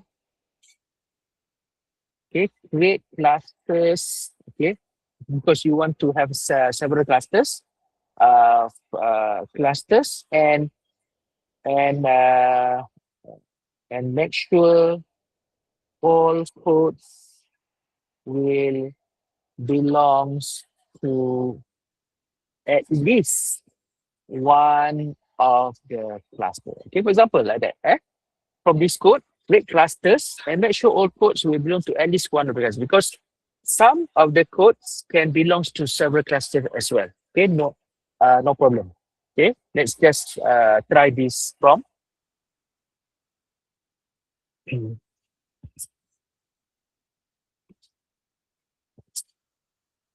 Okay, so cluster in because you cannot put category. If you put category in ChatGPT, it will create differently. So normally I will put cluster as a prompt. So it already suggests to you career development and academic trajectory. So what is actually codes included? Career development, study opportunity, and this is actually the same. Industrial experiences. So these are the code that suggested by ChatGPT to put under category, career development, and academic trajectory. Okay. If you don't satisfy, you can always add on the prompt. Okay. Please make sure that, for example, if remember that don't repeat the deductive elements inside your code category and also theme. Okay. So for example, it appear in terms of the achievement. Okay. maybe the cluster mentioned about achievement, because achievement already in your deductive. So you don't want it to repeat again in the category, code category and team. So you can ask the GPT to don't put achievement as the potential code category or team. Okay, as part of the inductive codes. Okay, so you can ask the GPT to revise. All right. Okay, so far, is it clear how to go from code to category? All right. Okay, so basically we have already done the second step of the inductive. Okay, we have done already the second step of inductive from code to category. Okay, now this is the final, which is to do the final team. Okay, the final team. Okay, for example, for the final team, I'll just copy all the cluster. For example, just copy all the cluster.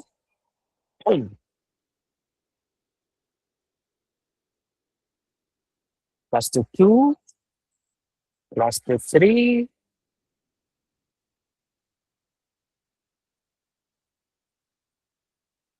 cluster 4,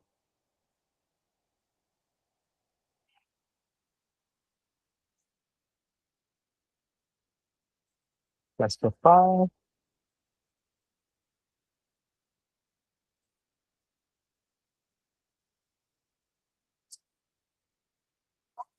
and cluster 6, for example.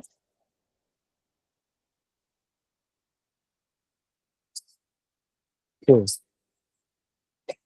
So from this list of clusters, or we call it as a category in the thumb, okay, from the clusters, create final fields. Okay, no, as I said, not more than 5, for example. So maybe from 6, you want to reduce to maybe 4, for example, because in the reality, the category can be maybe up to 10, for example. So try to reduce the team into 5, for example. Okay, in this case, this is 6. So I try to reduce to 3, for example. From the cluster, create final teams to not more than 3 final teams that answer this research question. This research questions. Okay, what is the research question? You copy the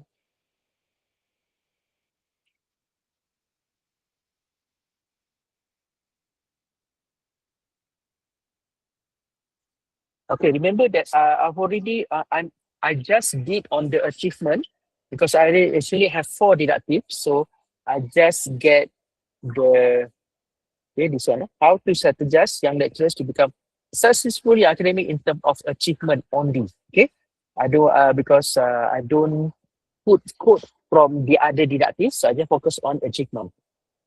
Okay, and then maybe you can add on, but please don't repeat the RQ in the final theme. Okay, maybe RQ the questions in the final theme.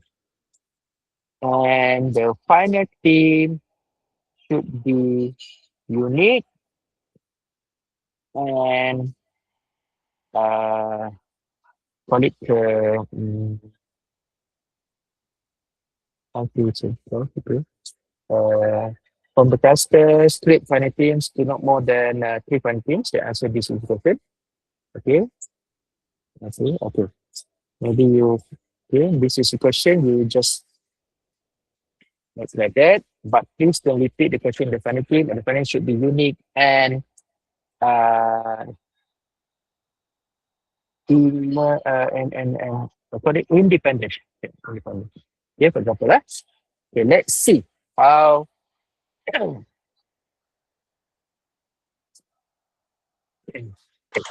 Prof, sorry. Yep. Why do we need to say that not more than 3 final teams? Okay, as I said, because this category is only 6. So if you don't mention, if you don't mention the numbers, it will maybe give you like 7 or 8 or maybe 10 teams.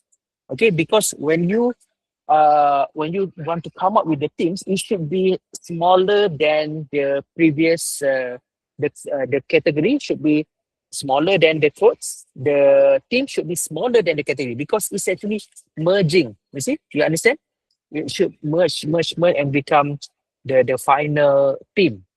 Okay. So in our case, for example, as I said, if the category is like you have 10 categories, okay, so the final team normally not more than 5. Okay, not more than 5. So if it's more than 5, it's gonna be like security will create we call it will create things lah, which is not necessary. So you sort of like give limitation to ChatGPT. Okay, does that answer? Yes, Prof. Thank Okay. you. Okay, so the final team is already, for example, team 1, strategic academic capital formation. Team 2, intrinsic scholarly drive, intellectual orientation, adaptive, resilient, and professional legitimation. Okay, so if you go back to the question, how to strategize young lecturers to become a successful young academic in terms of achievement, for example, through strategic academic capital formation, through intrinsic scholarly drive, intellectual orientation, 3, adaptive, resilient, and professional legitimation. Does it make sense? Does it answer the question? Or not? What the question? The theme is the pattern relationship. Of course, yes. Yep. Okay, I Yes. go back to Tam. Yeah, I go back to Tam.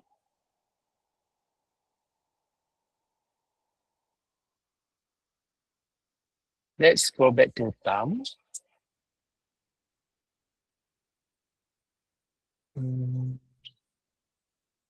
Okay. Okay, let's go back to Tam. So, under this achievement, okay, the category, okay, this is the category, and then this is actually the answer how to suggest young lecturers because this is based on all the deductive achievement, networking, personality, and values. So that's why the answer will be different. So innate characteristics, okay, in order to strategize young lecturers to become successful academic, they should have innate characteristic. For example, first, they should have professional advancement. They should have educational and development endeavors, and they should have community and organizational impact. Okay, so these are the answer to this sub-RP number 1. Okay, ATLAS. Is it clear? Okay, let me, can I get some feedback? Any question, perhaps? Any question? So far, we do not use the transcript. You do not use the transcript? Yeah, of course. The transcript is in ATLAS.ti. I don't show ATLAS.ti because it's not part of this workshop. If you use ATLAS.ti, it's going to take long. So I already show you some of the feature in ATLAS.ti just now. It will be helpful to use ATLAS.ti. Upload the transcript in ATLAS.ti. You get the codes from ChatGPT and then you match the code with the transcript just now. Okay, as I showed in the ATLAS.ti just now. Okay, what I'm going to show here, because this workshop is specifically mentioned for AI. So this is actually how you fill in the TAM, the thematic answers matrix, in the coding, in the category, and also in the formatting. So basically, but of course, inside here, let me show you, because if you use ATLAS.ti, you can come up with this diagram. Okay, but perhaps that will be the other workshop maybe, because it's gonna take longer time to actually produce this diagram. But basically, I want to highlight here this process first, okay, from the coding, category, and formatting.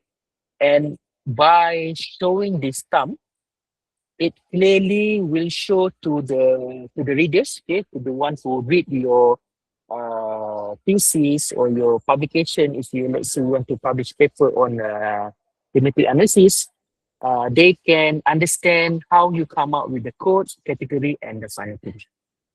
Okay, so far, are we clear on this?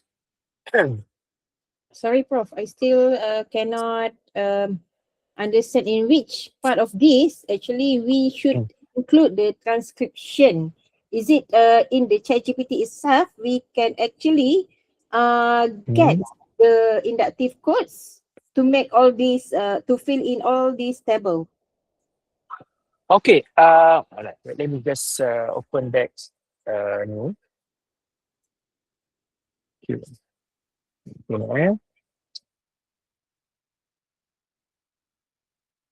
Okay, actually, there are three main tools, okay, to do thematic analysis. ChatGPT, ATLAS.ti, and also what's another thing? Okay, that is for writing, which is Microsoft Word and Mendeley. Okay, let's just keep that. So the main thing is ATLAS.ti and also ChatGPT. Okay, this is my ATLAS.ti. You can see, my ATLAS.ti. Okay, so I actually upload my transcript here. Can you see my ATLAS.ti? No. Your screen is out, Prof. Oh, now ada. Okay. Ada? Okay. Dia lambat lah. Okay. So this is my transcript. Okay, my transcript. Alright. So it's actually the same with the information in thumb just now. So interviewee is a senior lecturer in one public university in Malaysia, 5 young lecturer that won awards and received recognition. Okay.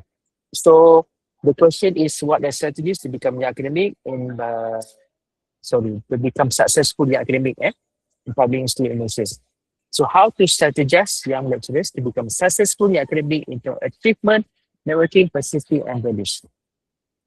So deductive code is academic and career as young lecturer, networking as young lecturer, personality as young lecturer, values as young lecturer. All right. So if you notice, I put DC1A, achievement. What is DC1A?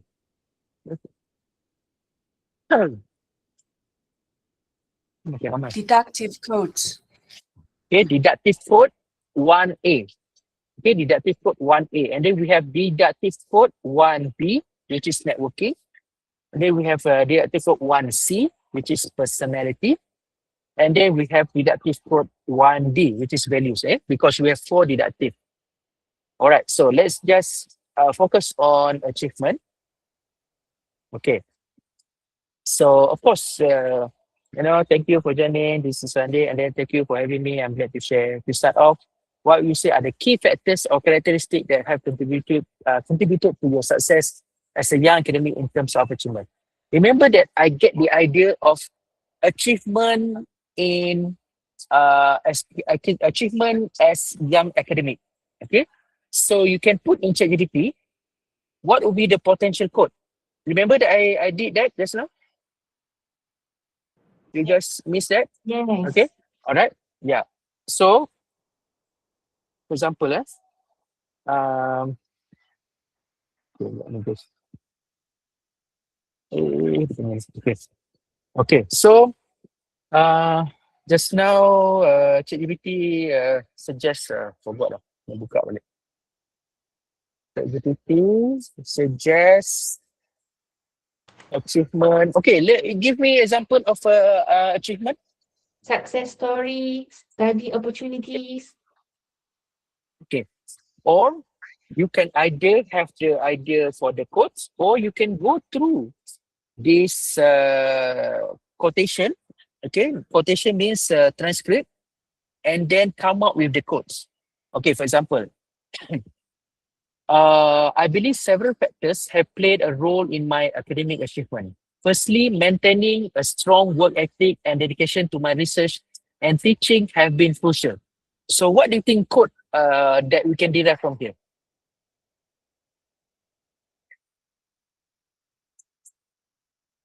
Maintaining a strong work ethic. Work ethic. Okay, work ethic, for example, I think I've already done that. Maybe. Oh, ada. Okay. Oh, this, yeah. Okay, tak apa, kita buat lagi. Okay, strong. Okay. So we just, you don't only take the strong work ethic, you take the whole statement, Okay, you go to the whole statement. Option. So inside ATLAS.ti, I just highlight like this, and then I create apply codes. Okay, under achievement. Okay, actually there's already strong work ethic there. All right. So I just create, okay. Then I just press button.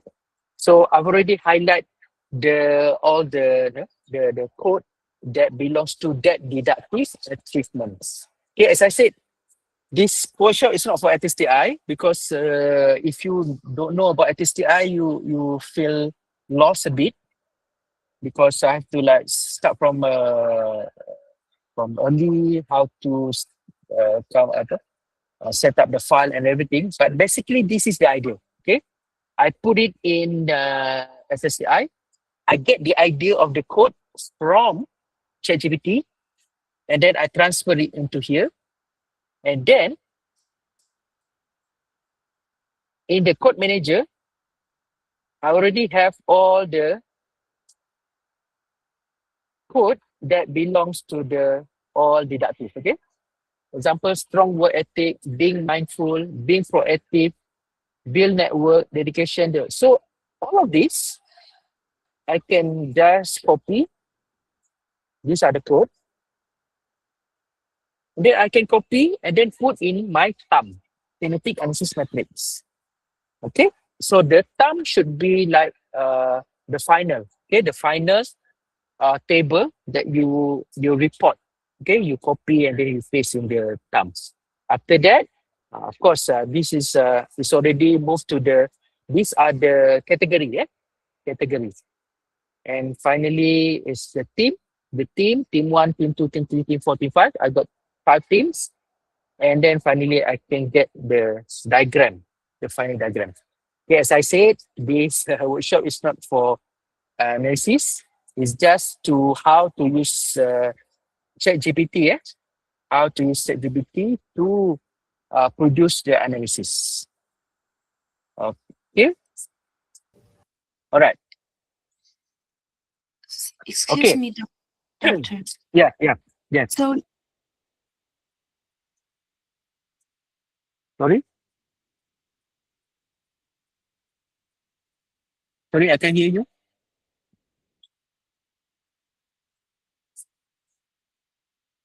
Are you talking?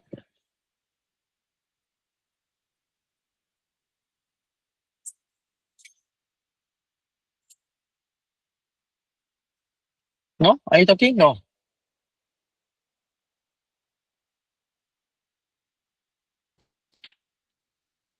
Okay. I continue. Okay. So, yeah. Are you talking? I hope you can hear me. Sorry, the internet. Oh. Okay. So for my understanding, so this Mhm. the innovation of your metric is maybe it shows from how we construct the interview question. Mhm. It shows this flow, how we construct it, and to show the reader it is theory solid, and then right, and then we have this theme, but the theme and the code are from with the assistance of GPT, but they can testified by our transcript, right? Yeah, you can say that. Yeah. Okay. Oh, all right. Okay, thank Mm. you.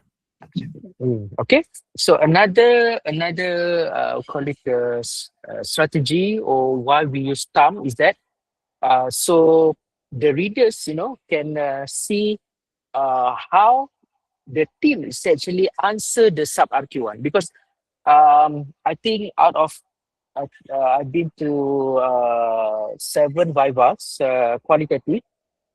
They only tell about, okay, this is my teams, without actually show how the team formulated. Okay, so it's like a missing link, missing there's a no connection between the final teams and which sub RQ is actually answering the team. So it's kind of missing, and then it makes people, wonder, and then curious, and then doubt your results, how you come up with the things. So the thumb is actually show the process, okay?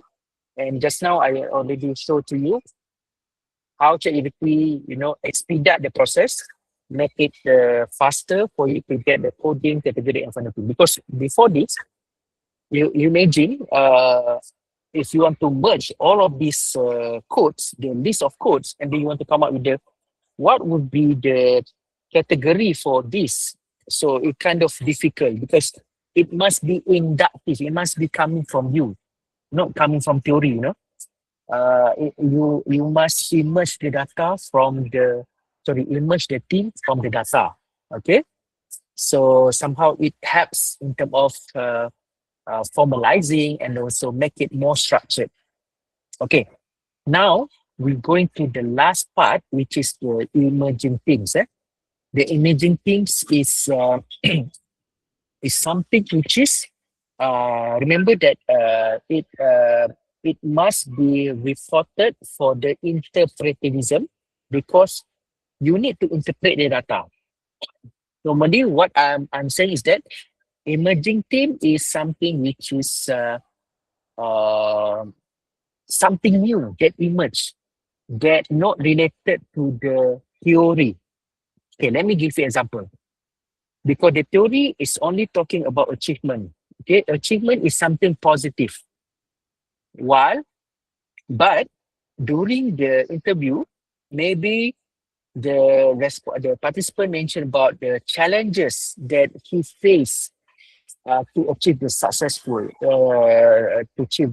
story. Okay, for example, maybe mental issue, maybe in terms of cultural expectations, peer pressure, or maybe being bullied.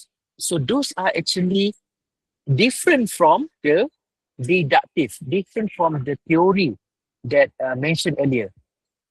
Okay, so but you cannot skip that. You cannot just say that, oh, okay, it's not within my objective, so I will just exclude it. Okay, so in qualitative, you have to report it. Okay, you have to be truthful to the research. You have to report it. So that's why you have to put it in the emerging themes. Okay, so this is emerging themes. Normally, you will discuss in chapter 5. Okay, so if you notice, research question in which chapter? Chapter 1. Deductive code is chapter 2. Strategy of inquiry is chapter 3. Inductive code, all of this is in chapter 4, and this is in chapter 5. So that's why thumb is actually a very, would say, systematic and comprehensive metrics that showcase the whole thesis in one table. Okay. Yes, in the discussion, correct. Yes. Okay. So this one, it can be for future recommendation, future studies. Okay, you can discuss, and then you can ask, okay, this one for future study. Because if you put in the result, then it's something which is you don't cover in your objective, because your objective is just talking about achievement. Okay, this is something else. Okay, this is beyond your objective. So put it in chapter 5 and say that, okay, this is for future studies. Maybe someone wants to look into the relationship between mental health and also solid the achievement in academic, for example. Okay, so those could be pushed to the future studies. Okay. Oh, we still early. It's one more hour. Okay, guys. So far, can you follow?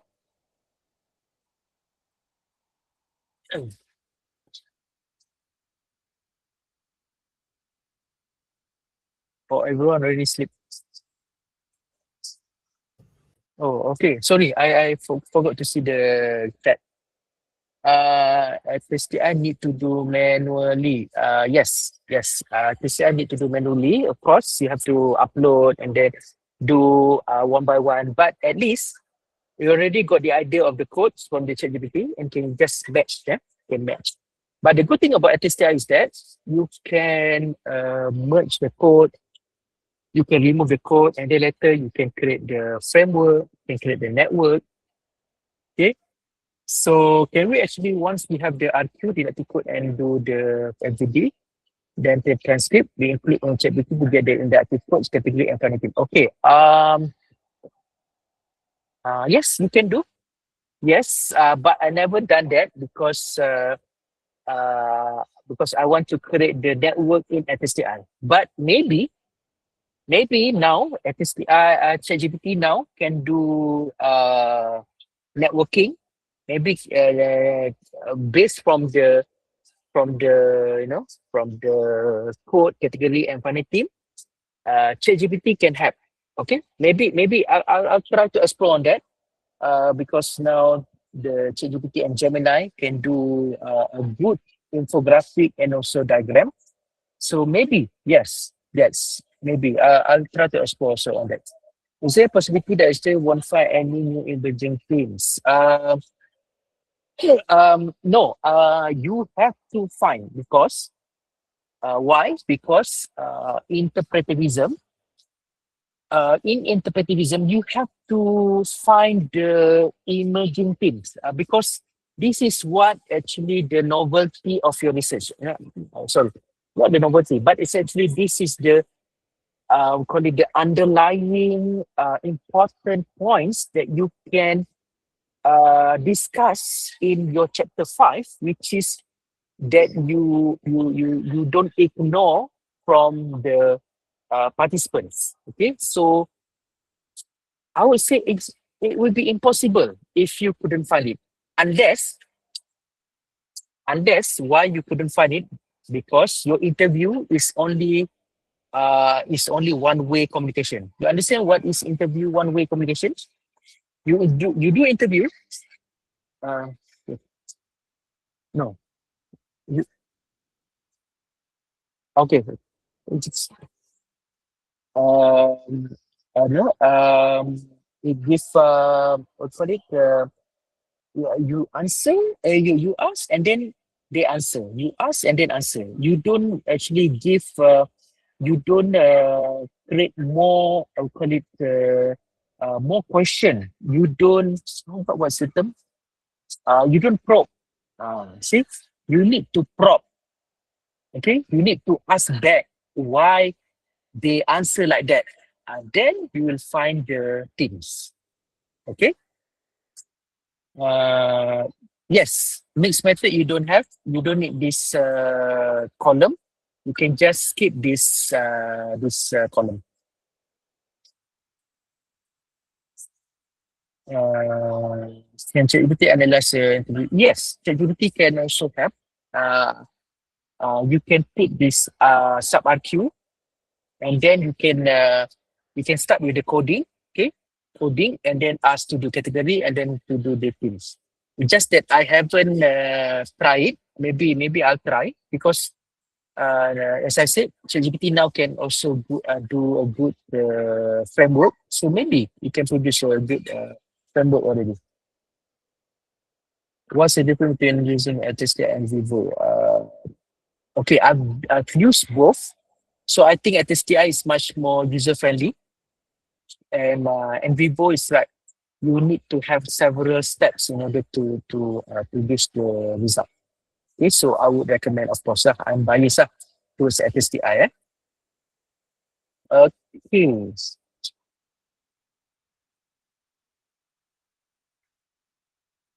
No, emerging team is not final team. It's actually is after the final team.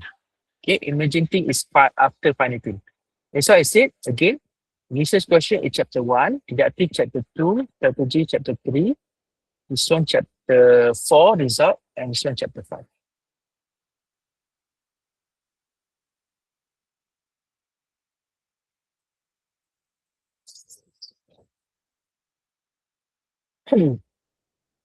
Okay.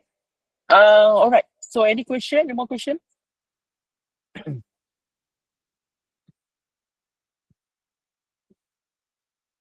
Prof, can we use this method to actually write a thematic paper separately, not for our thesis? Of course, yes. Yes, of course. This is already I'll call it for example, you have the you already got the data, so you have a separate paper just to maybe you can even write the paper based on sub RQ number 1. So sub RQ number 1 can have one paper, sub RQ number 2 have two paper, second paper, sub RQ number 3 have you can publish third paper, in fact. Okay, so yeah, of course. Originally, my paper is quanti. All right. So how do I do it this part? Because it's I'm a Sorry, again? Sorry. Originally my thesis is quantitative. Okay. So when I use this method, the strategy of inquiry, how do I do it? Oh, if it's quantitative, then you have to do qualitative. But I'm going to do it for example, I attended your earlier writing workshop, all right? So I explored using ATLAS.ti to write thematic analysis papers. Oh, that is not thematic analysis. That is thematic review. Thematic review. Thematic review. Thematic review is different. Thematic review is different. Sorry. Okay. That is thematic review is similar to SLR. Okay. So don't confuse thematic review. Thematic analysis is different because in thematic review you don't have this term. Yes. Yeah, it's different. Okay. Yeah. Because thematic review is actually a review paper. It's just that you the final output is themes, but it's not that complicated because the theme is only stop at the level of coding. It's not to the final theme, so it's much more easier to do it. Okay. Yeah. Okay. Prof. There's a yeah. Just need your opinion. Okay. In this situation where, let's say, if there is an agent who can which can do all the process here, okay, and then it can output to the kind of final look of this process, and we as a human need to verify every single thing, and if everything is correct, what is our role in that situations? I mean, you got the point? Okay. Yeah. Again, you have to produce evidence that you do all the validation strategy. Okay, for example, even though it's produced by AI, but then you say that, but I've done the peer debriefing. You show your data, even though it's derived from AI, from ChatGPT, you show, you mentioned that you have done the peer debriefing, you present to your SB, you verify with your peers. It's okay. It's fine. No problem. Does it answer? Yeah, but I think most of the institutions, they are very concerned about this AI detection, but the AI detection itself is not reliable. It's not of false positive and correct of people it's got not, mice. Yes, it's not reliable. In fact lah, my previous institution UPM, they already come up with rules that they're not going to use Turnitin to detect AI in the thesis or anything. And even most of the publisher like Springer, like or the Elsevier, they already highlighted or mentioned in the paper, you just declare that you use AI. That's all. And also, in the case of thematic analysis, they also share many papers already published. You can just type using generative AI for thematic analysis. You can just Google. I think there are already hundreds, not hundreds, maybe up to 20 papers already published talking about how to use generative AI for thematic analysis. And even it's published by top tier journal. So it's already being acceptable. Don't worry. It's already being acceptable. But in terms of let's say the analysis is done by the text is correct and analysis is done by AI. Do we need to rephrase as a human, or you got the point? Do we need still to No. Just that maybe if you want to reword, for example, personal qualities and attitude. So you think that okay, maybe the proper word would be better qualities, for example. There is just a small part. The point if involved with paragraph, then you feel like you feel like a bit guilty if you you don't touch at all. Paragraph. You mean the quotation? The No, quotation from the let's say, interview. Let's say you have a graph, and then you already done all the tests, and you got the summary of that graph in paragraph. And then do you as a author need to rephrase as a human, or is it acceptable to use that? Okay, in my workshop TR limited review, I did that. In fact, I just put the graph or the diagram inside ATLAS.ti and inside ChatGPT, and then ask the ChatGPT to provide the report. Okay, but don't just simply say that okay, create report from this graph or create report from this diagram. You should provide some description. Okay, this graph is about what.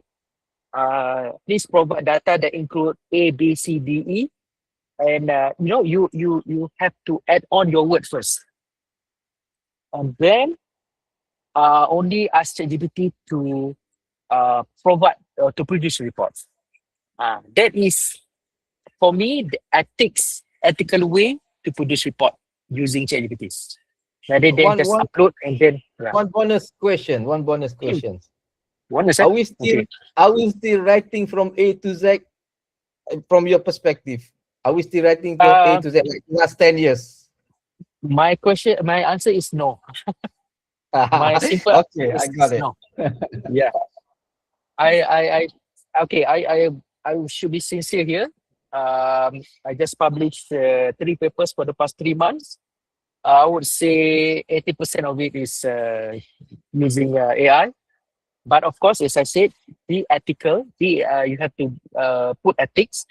You have to highlight first, give guidance, give outlines. What's actually that you want to include in the report, and then feed to the AI, and it will create the report for you. Okay. So don't simply say that okay, create the report based on this. Yeah. I got the point. So do you agree if I say we are now? I don't know if other people agree, but we are now more into like a person who curate, who supervise, who verify and control all those things.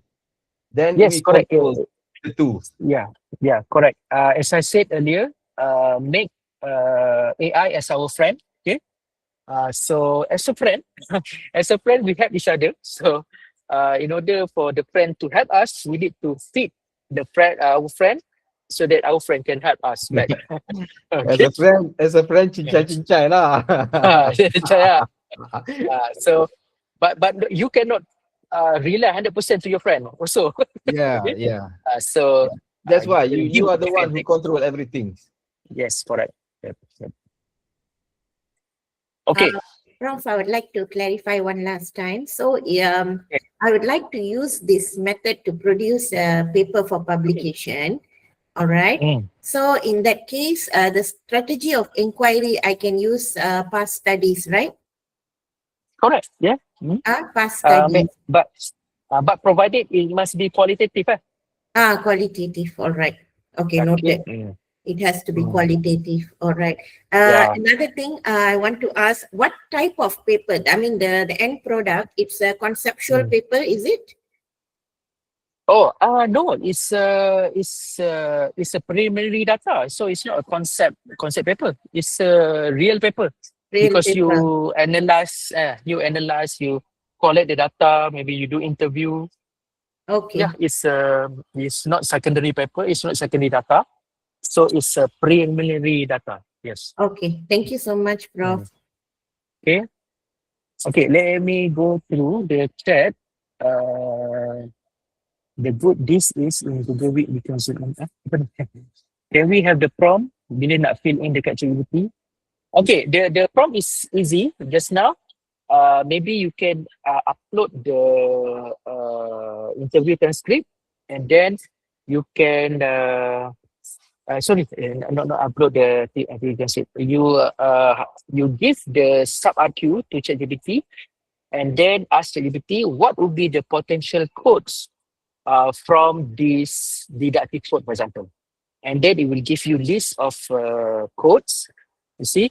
But the problem with ChatGPT is that sometimes, you see, I still not trust ChatGPT because sometimes it make up the information.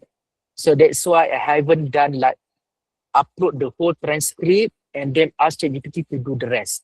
I haven't done it, but maybe I will try myself because I'm afraid that ChatGPT will create the quotation out of nothing. Okay, so make sure that you highlight that. Okay, which quotation that you refer this quote from. Okay, so you have to you cannot trust your friend 100%. Okay, so always have ask back and then clarify. Make sure that it will not hallucinate the data because that's the only thing that is that you depends on. Okay, for example, if let's say it's not it doesn't appear in your in your transcript and suddenly the code just hallucinate by ChatGPT and then it will be a serious repercussion and it will people will start doubting you and then it won't look good as a scholar. Okay, so that's why I haven't done like 100% using ChatGPT.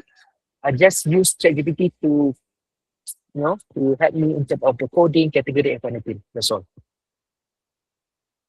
The team is the pattern in relation to the article. Correct. The team will answer the research question. If you use thumb, do we still need to do the write up or the time submission? Okay. The writing is another thing. Okay. Let me just go to the okay. To answer that, I will just go to yeah.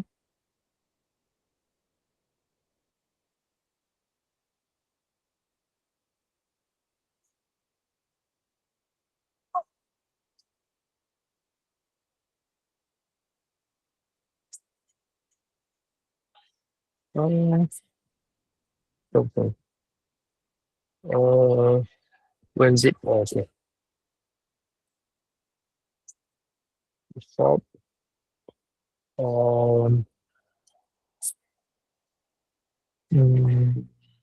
Chapter POC. Okay, good question. POC. So what else? After thumb, What should you include? Table of contents. Where is it?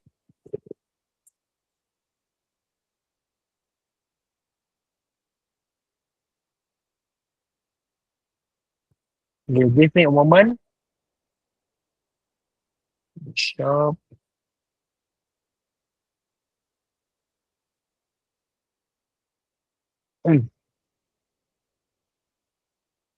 Okay, as since you guys are asking about the how to do report,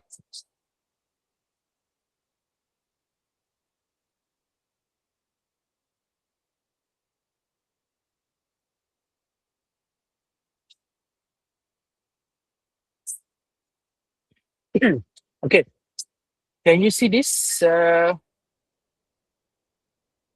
you see my screen? Yes. Okay, all right. So I just go through a bit on the, for example, if you're doing thesis on qualitative.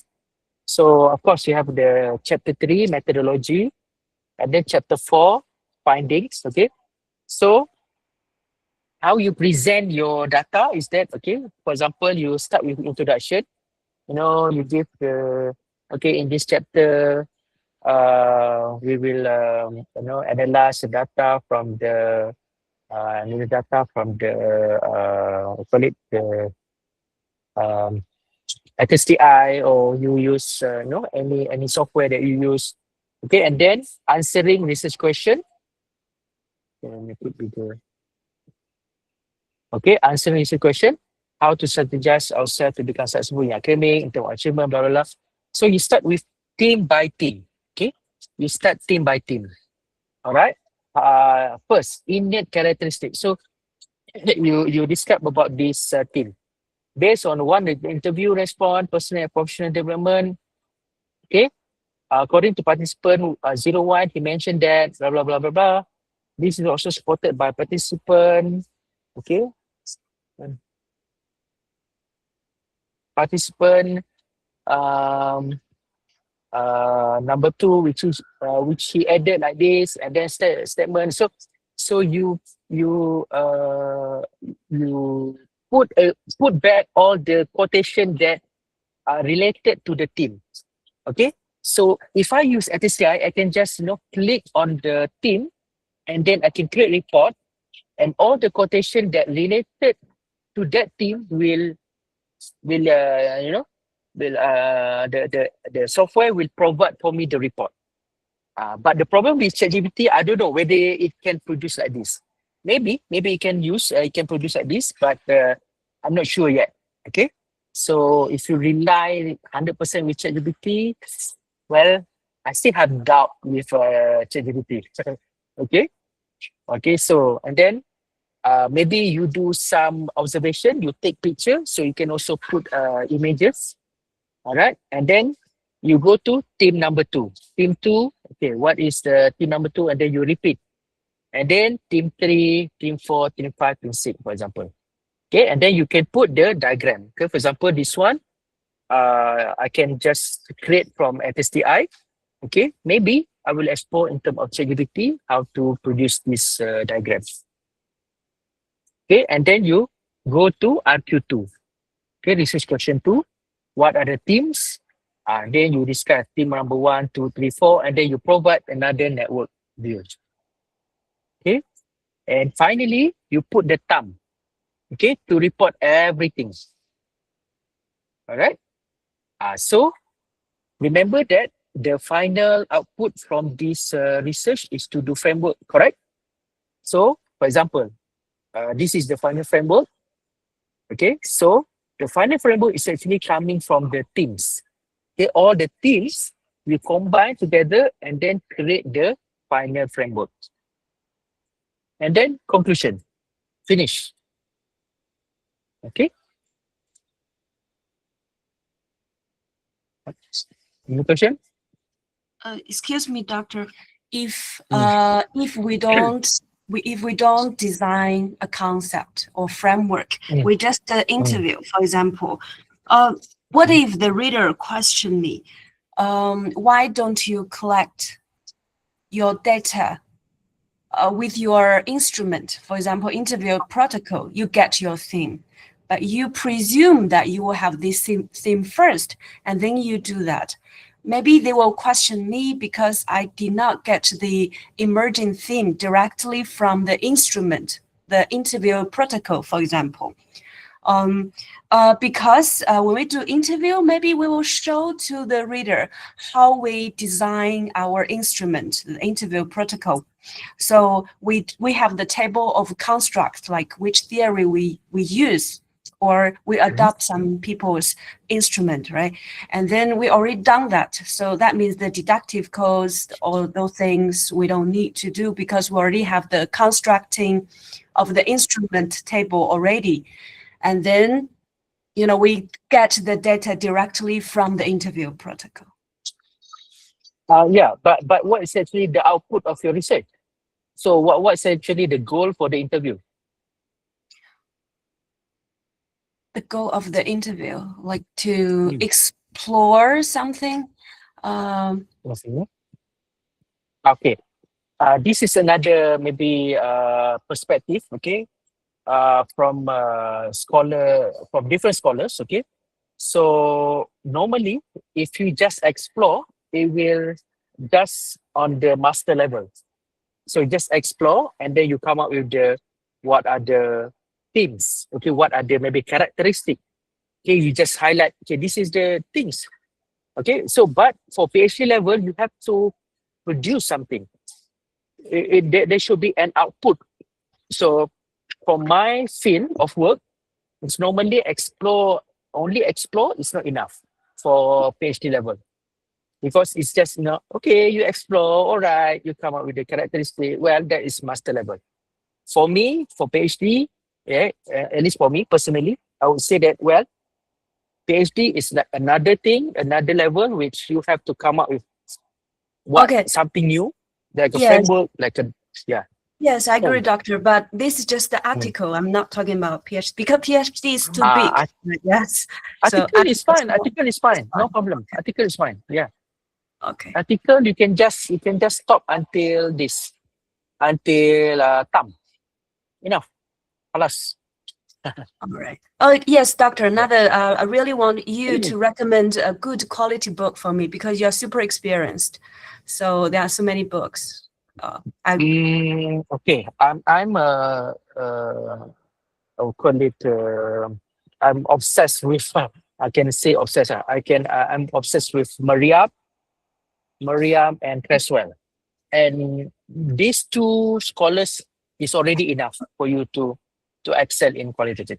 You don't need to find like Bogdan, Don Eisenhardt, and then you will get confused. Okay, so just focus on Mariam and also Creswell. You see now. All right. Thank you, doctor. Okay.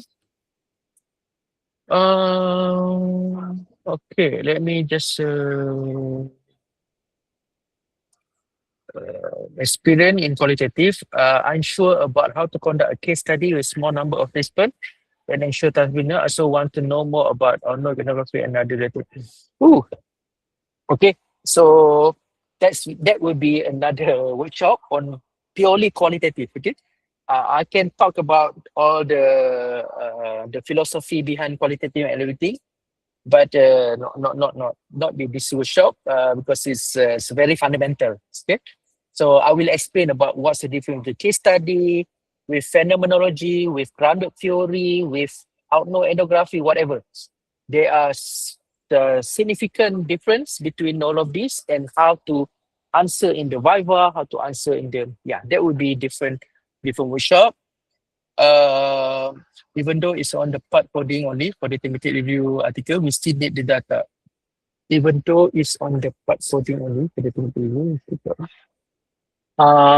it is for the thematic review.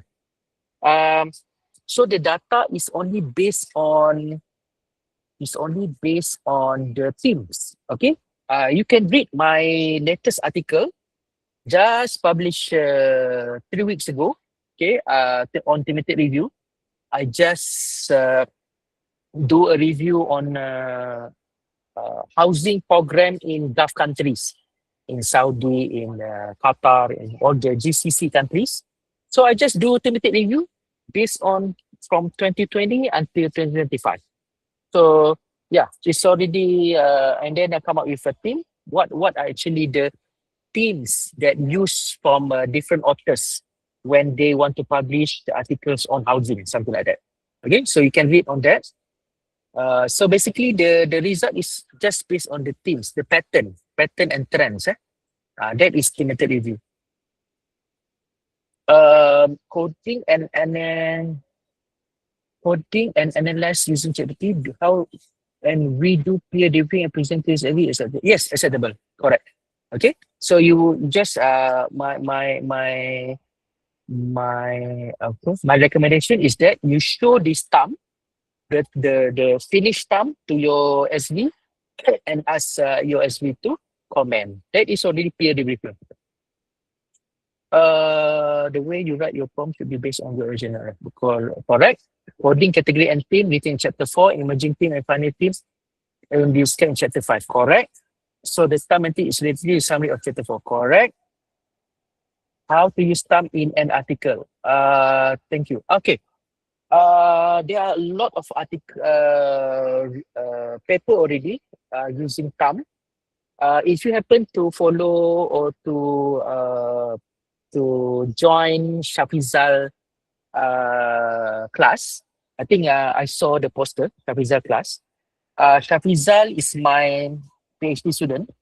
I think he managed to write 2 to 3 papers and he put thumb inside the article.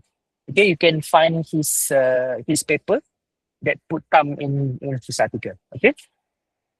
If an interview conducted in Malay, preferred by the analysis report is only how to go about using that. Okay, this is a good question. Translate the experience into English and do the coding, or do the coding in Malay and finish translating into English. Okay, this is a good question. You don't need to translate. You don't need to translate the full transcript. You just upload if it's in Malay. Just upload in the, if it's Chinese or Malay, upload in the, for example, if it's ATLAS.ti. So you upload in ATLAS.ti and then you code it in English. Okay, depends on your final thesis. If it's in English, so you code in English. Okay, even though the quotation is in Malay, you just code, you highlight the Malay word, the quotation, and then you code in English. And then later, remember that when you do this, okay, do this, all this quotation. So you just, okay, you can see my screen, kan? Can you see my screen? Yes. I takut I short sendiri. Okay. So the quotation that you use in your thesis only, that is the only thing that you translate. Okay? You don't need to translate the whole transcript. Clear? Faham tak? Clear? Okay, Prof. Clear, Prof. Okay. Senang cerita. Tak payah translate 10 muka surat kan. Macam, padahal tak guna pun semua. So during, based on my experience, because I did my PhD in Netherlands, so what I did is that I have tables in my appendix. I have 3 columns. I have like the original, because I conducted my interview dekat Malaysia. So biasalah kalau Melayu ni campur-campur. So I have the original yang rojak words tu, and then I have the direct translation. And then I have like the other column, the final column is the quotation that I use in my thesis. So it's like the correct English lah. The third column is the correct English. So I have the 3 columns. Okay. So I think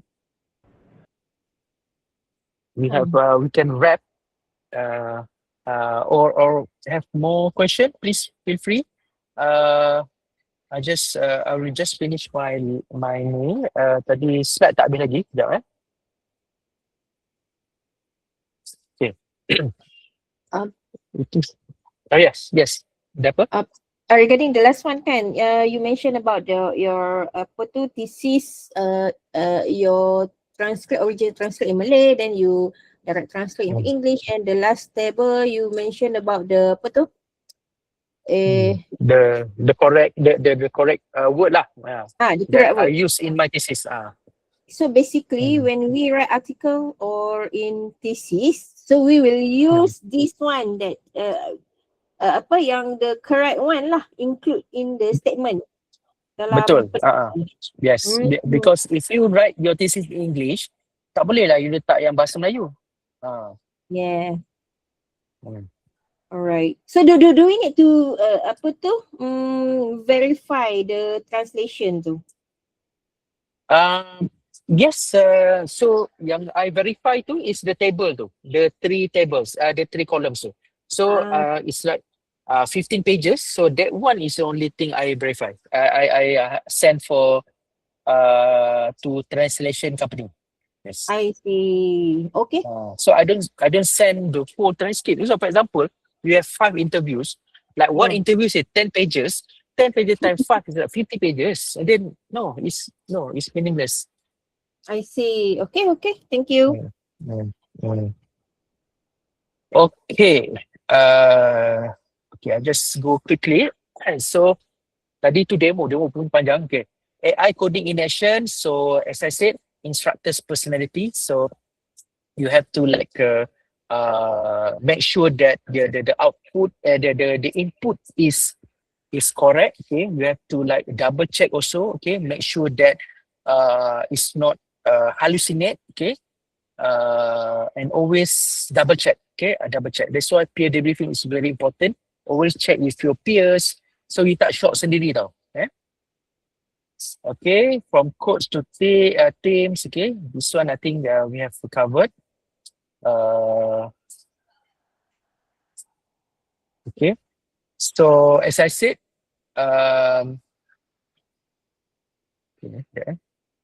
nampak tak?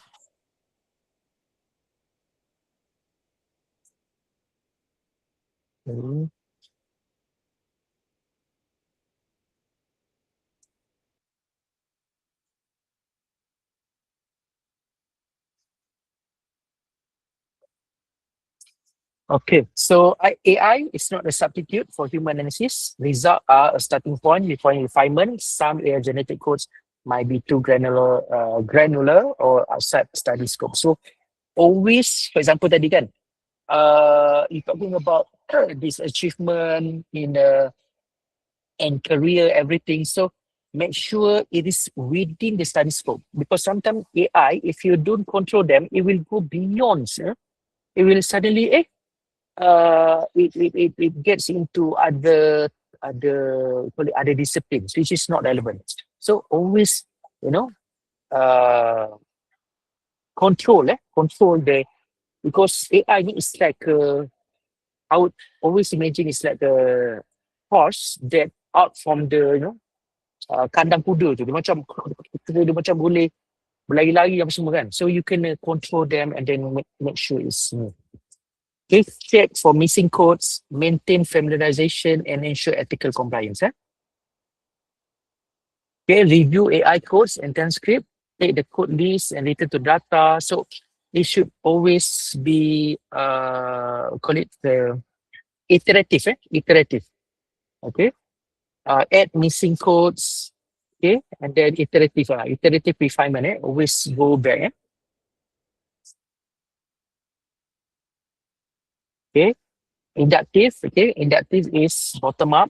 It emerges from the from your data. Deductive is from your literature. Okay, why categorize? Okay, you can read this. Okay, the term tadi kita dah discuss on the term. Okay, using ChatGPT to build the categories and the theme. Okay, these are some of the grouping. You merge the code. Okay, alright. So I think you can read this. Categories to theme. Okay, tadi categories to theme. This is that's why it called thematic analysis. Okay, because the the final part is actually the teams itself. Okay? So the team is very critical, it's very crucial. Okay, make sure you produce the right teams.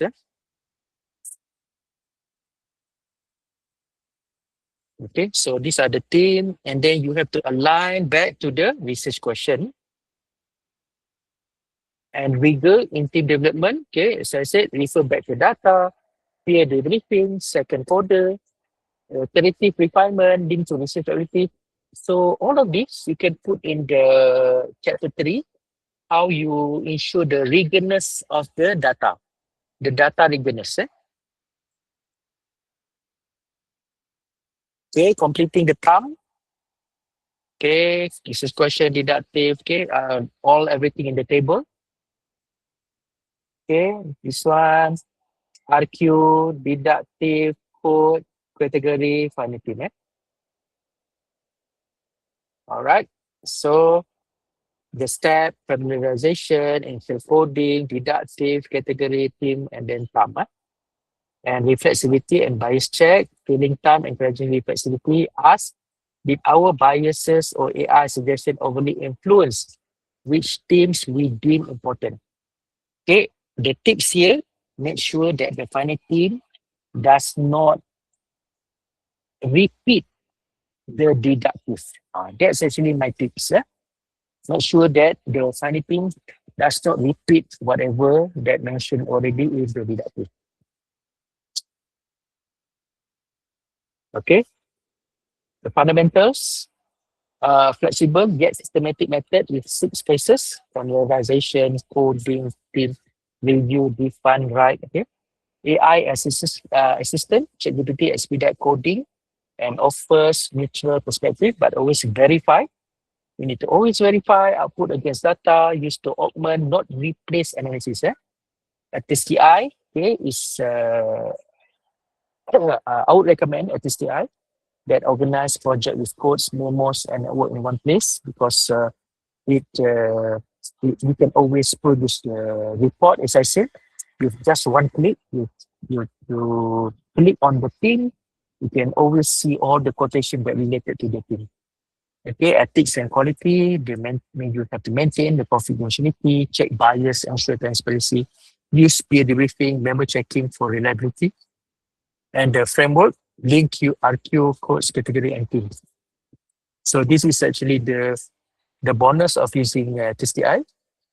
You can provide the framework, and then you can see the relationship between the codes, category, and final teams. Okay, so you now have a beginner toolkit, understanding of CA, familiarity with system, hands-on exposure to ATLAS.ti and the sound framework. With practice, this will become second nature, inshallah. Okay. Okay, any more question? I think it's about 11 p.m. already, Malaysia. And it's already Maghrib here. And I was almost chased by the manager. Okay, any question, guys? Prof, I want to ask your opinion. When we are writing paper for publication, how do we manage this AI content in the Turnitin report? For example, in Pertanika, they do not accept, the requirement is below 20%. So what I'm facing is, if I edit myself, no matter how I edit, the AI content is not going down. So unless I get a proofread editor to get it done, which is very expensive. So what's your suggestion? Is it requirement now from Botanica? Yes, for from AI, yes, for Under publication. Using Turnitin. Yeah. Okay. Well, I don't trust Turnitin in AI because I tested using my own word. Even it detects as an AI. So I already started not to use it, and then of course I don't submit to Botanica. So I would well, it's difficult to all these publishers that rely on this AI AI detection, nobody will gonna send to them papers in the future. So what I can say is that the future is how to use AI ethically and use it as friend. It's not like totally against it and totally, avoid it, but it's actually how to use it smartly. So to answer your question, don't submit to Kotanika. Prof, one thing, we need uh, to clearly define the word ethical now because it's very a gray area with this AI thing. Okay. In my defense, to answer that, what does mean by ethically using AI is that, as I said just now, you have to formulate your own words and just ask AI to, do the proofreading or do the to improve your English, something like that. But not ask AI to produce everything for you without actually second or double check. So that's what I hold on lah. And then when there's a declaration, if you use AI or not, please just admit that you use AI. Just tick that box. Yes, I'm using AI for for the spelling check, to improve my grammar. So it's like a Grammarly, and then that's all. But not to formulate, not to produce the report from zero. Yeah. I hope that answer. Thank you. Okay. Okay.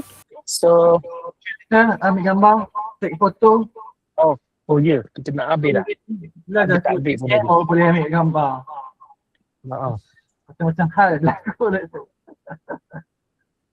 sorry. So everyone, please switch on your camera. Doctor already stop share, okay?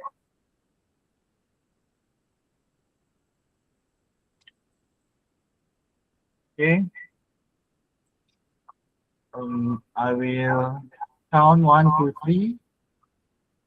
1, 2, 3. My RT, hold for 2 seconds.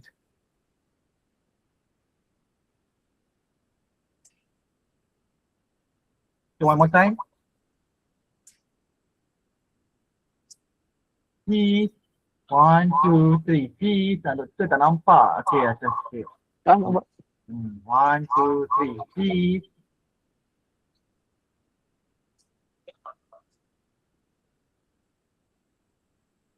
Okay, thank you. Okay. Thank you. Jumpa lagi insyaAllah. Ma'assalamah. Okay, thank you very much everyone. Thank you. Thank you very much for supporting us. Okay, thank you Doctor. InsyaAllah. Prof. Okay. See you. Bye. Assalamualaikum. Salam.